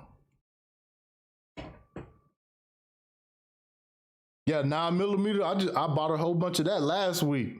I'm so glad I did too, because when I went in there, I bought the last 3 boxes of 9mm, and I bought 2 boxes of Target, and then I bought 4. I bought 2 boxes of Target, then I bought 2 boxes of Hollow Tip.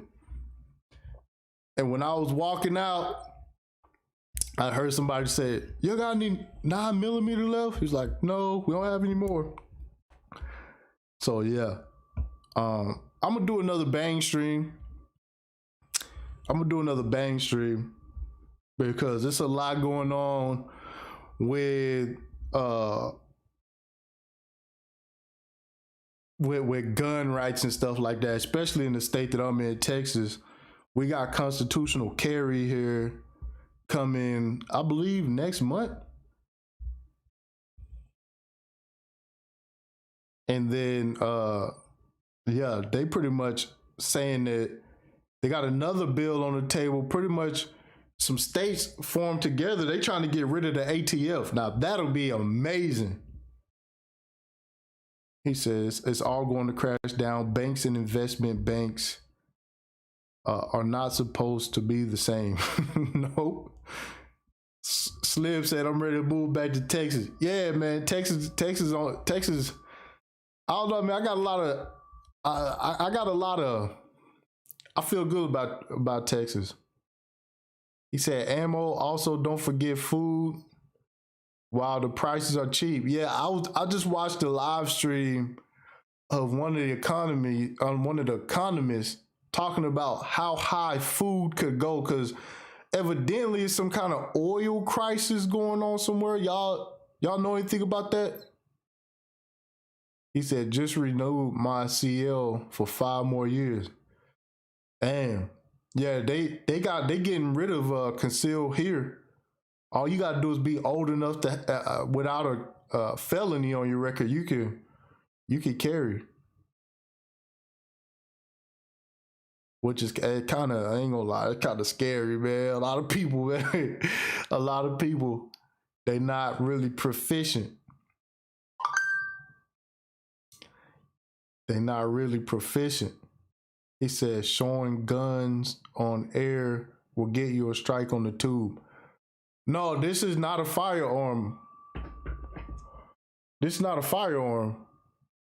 It's not a firearm. See, there's no trigger well. This is a aluminum piece of metal. This is not a firearm. But I get what you're saying though. He said, I'm getting a big bore air rifle too. Save that ammo. He said, I'm waiting for Harlem to accept XRP. Yeah, but the XRP lawsuit is going to be something to watch, right? It is. Oh, why you said that? I'm glad you said that about YouTube. It's another platform called Gunstreamer. If you go to Gunstreamer, that's where everybody went who got ran off of YouTube.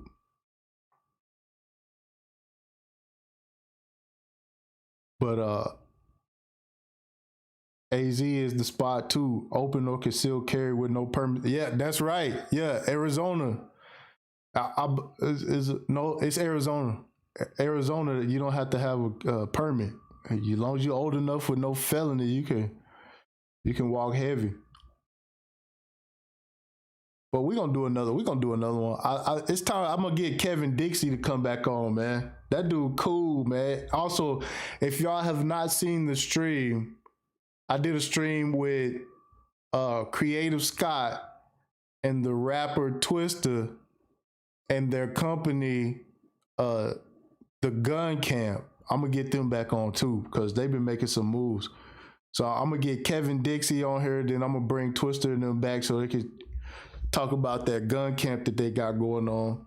Also, I got an email from Maj Toure. Maj Toure from Black Guns Matter, man. He hit me up on IG. So I'm gonna figure that out, man. That may be happening here in like a week or so. These dudes, they be booked up for a while. But yeah, we're gonna get the gun content rolling again, man. Cause we gotta get the gun. We gotta get this shit going, man. I was watching Kwame, man. He was like, the white boys, they can shoot. The white boy, we don't know how to do shit. I'm like, shit. Shit. Nigga, don't you know over 50% of new gun owners this year have been black people, dog? Why are you saying that? Why are you saying that? You know? Why are you saying that? You know what I'm saying? Niggas out here, man, listen, at the range, I be seeing fathers and sons out at the range. Daughters too, they be bringing their daughters too. You know? Yeah, weak talk. Speak for yourself, Kwame. Yeah, that's what I was like. What are you talking about? The boy, they over there, they got guns. They know how to shoot. And niggas, they don't know how to do nothing. I'm like, man, what the hell? Why would you say that? You know what I'm saying? Some of the biggest people in firearms and Second Amendment, they black people. From Colin Noir to Kevin Dixie to Maj Toure, like, man, gun culture is growing amongst black people. I would never sit back and just be like, black people, man, y'all finna get me going on another rant, man. Anyways, once again, this is the Logic Sphere. I am your host, Todd City. You can join me and Mr. Ohin Omar of the Crypto Gang podcast this evening. Actually, probably in about a couple hours if he ain't went live already, because I know sometimes he be going early, but I'm looking forward to his text message. He gonna send me the link and we gonna chop it up over there, man. Until then, if y'all have the link to Ohim's channel of the Crypto Gang podcast, man, would y'all drop it in the chat box? I'm gonna bring some subscribers over there as well.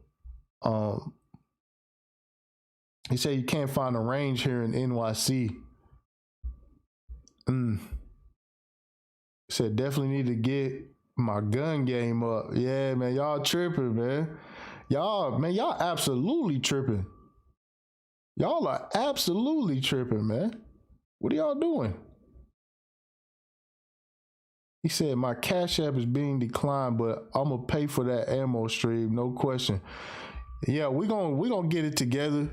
I'm gonna get out there and start rocking again because, man, y'all better believe, man, y'all better be stockpiling. Y'all better be stockpiling. Cause when they put a tax on ammunition, and because again, this is a point that people have been making recently about the Second Amendment. The Second Amendment says you have the right to bear arms. All right, doesn't say you have the right to bear ammunition. This is why they going after the ammo so heavy. He said AR pistols, all that. Yeah.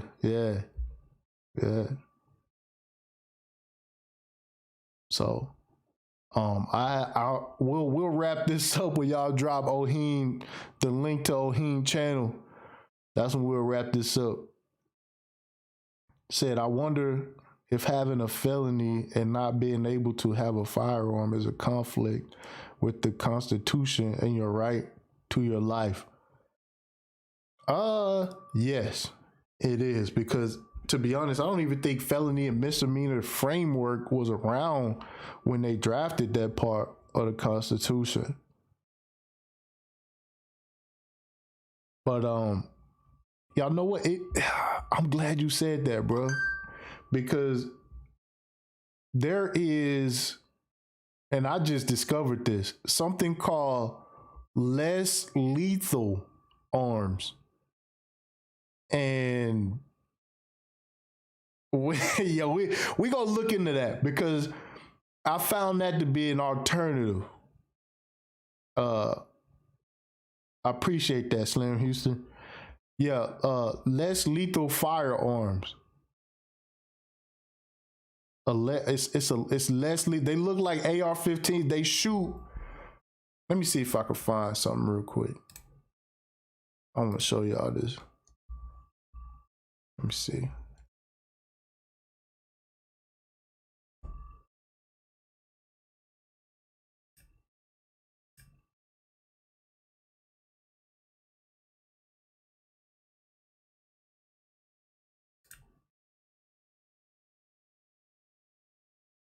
Yeah, they call less less lethal, but I forgot what they call it. They shoot a metal round, bro. I'm like, man, that's yo, listen. Let's see, hold on.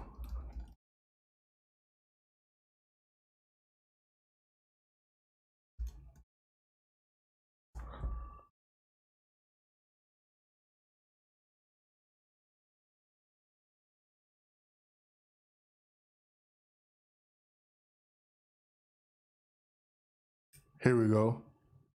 Let me pull this up real quick. Let me mute this. I'm gonna share this too.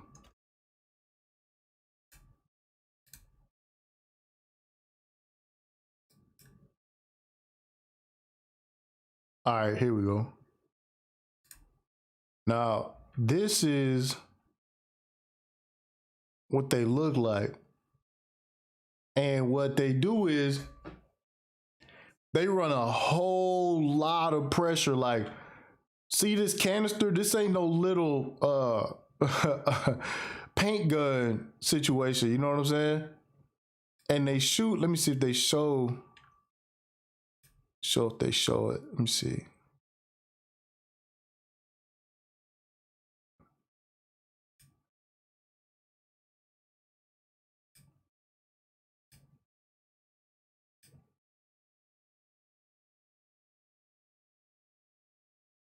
some of them look cool as shit. I'll probably end up buying one so I can show y'all. You know, it's like an AR. But man, listen, they don't have an explosive round. So they're not even classified as firearms.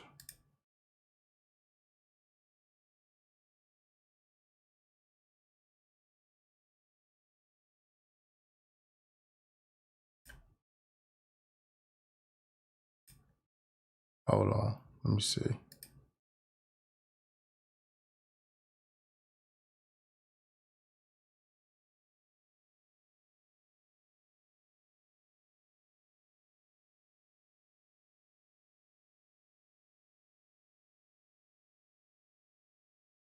Hold on.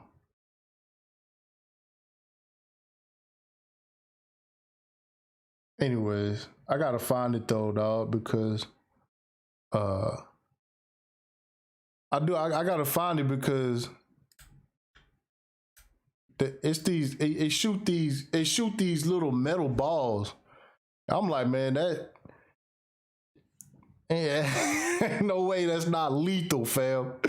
Ain't no way it's not lethal, bro. They was splitting logs with these round balls that they was shooting out of this goddamn gun. And ain't nobody telling me that shit ain't lethal. They was blowing up watermelons and shit. I'm like, man, ain't no way. Yeah, air rifles. Yeah, the air rifles, they take down deer. They shoot iguanas with them air rifles too because they be in the city. Down in Miami, it's a channel where this guy, he go and he use a air rifle to shoot these iguanas. They shoot alligators and shit, but they got like a big air tank on the boat and they shooting with it. Lawrence, what's happening, bro? I'm good, fam. He said, I gotta wait another year. Yeah, wait another year. He said air rifles like the Lewis and Clark using there. The Glorious, what's happening, man? I appreciate the super sticker, dog. He said they are very, very lethal. Hell yeah, they lethal. That air rifle will tear your ass up. Yeah, it's quiet. That's why they be using they use the air rifles in the city when they be shooting. They do in Louisiana too. They got these big rats called nutria that be around the lakes and shit. Then they get on one of them boats and they pressurize the air on them air rifles. They start tearing them things up. But anyways, yeah, you could change your paintball to do some damage. Yeah, man, that shit wild, man. Yeah. No, real shit. Them air rifles ain't done to play with. So yeah, firearms are not the only way that you can, you know what I'm saying, defend yourself out here. But I've been on here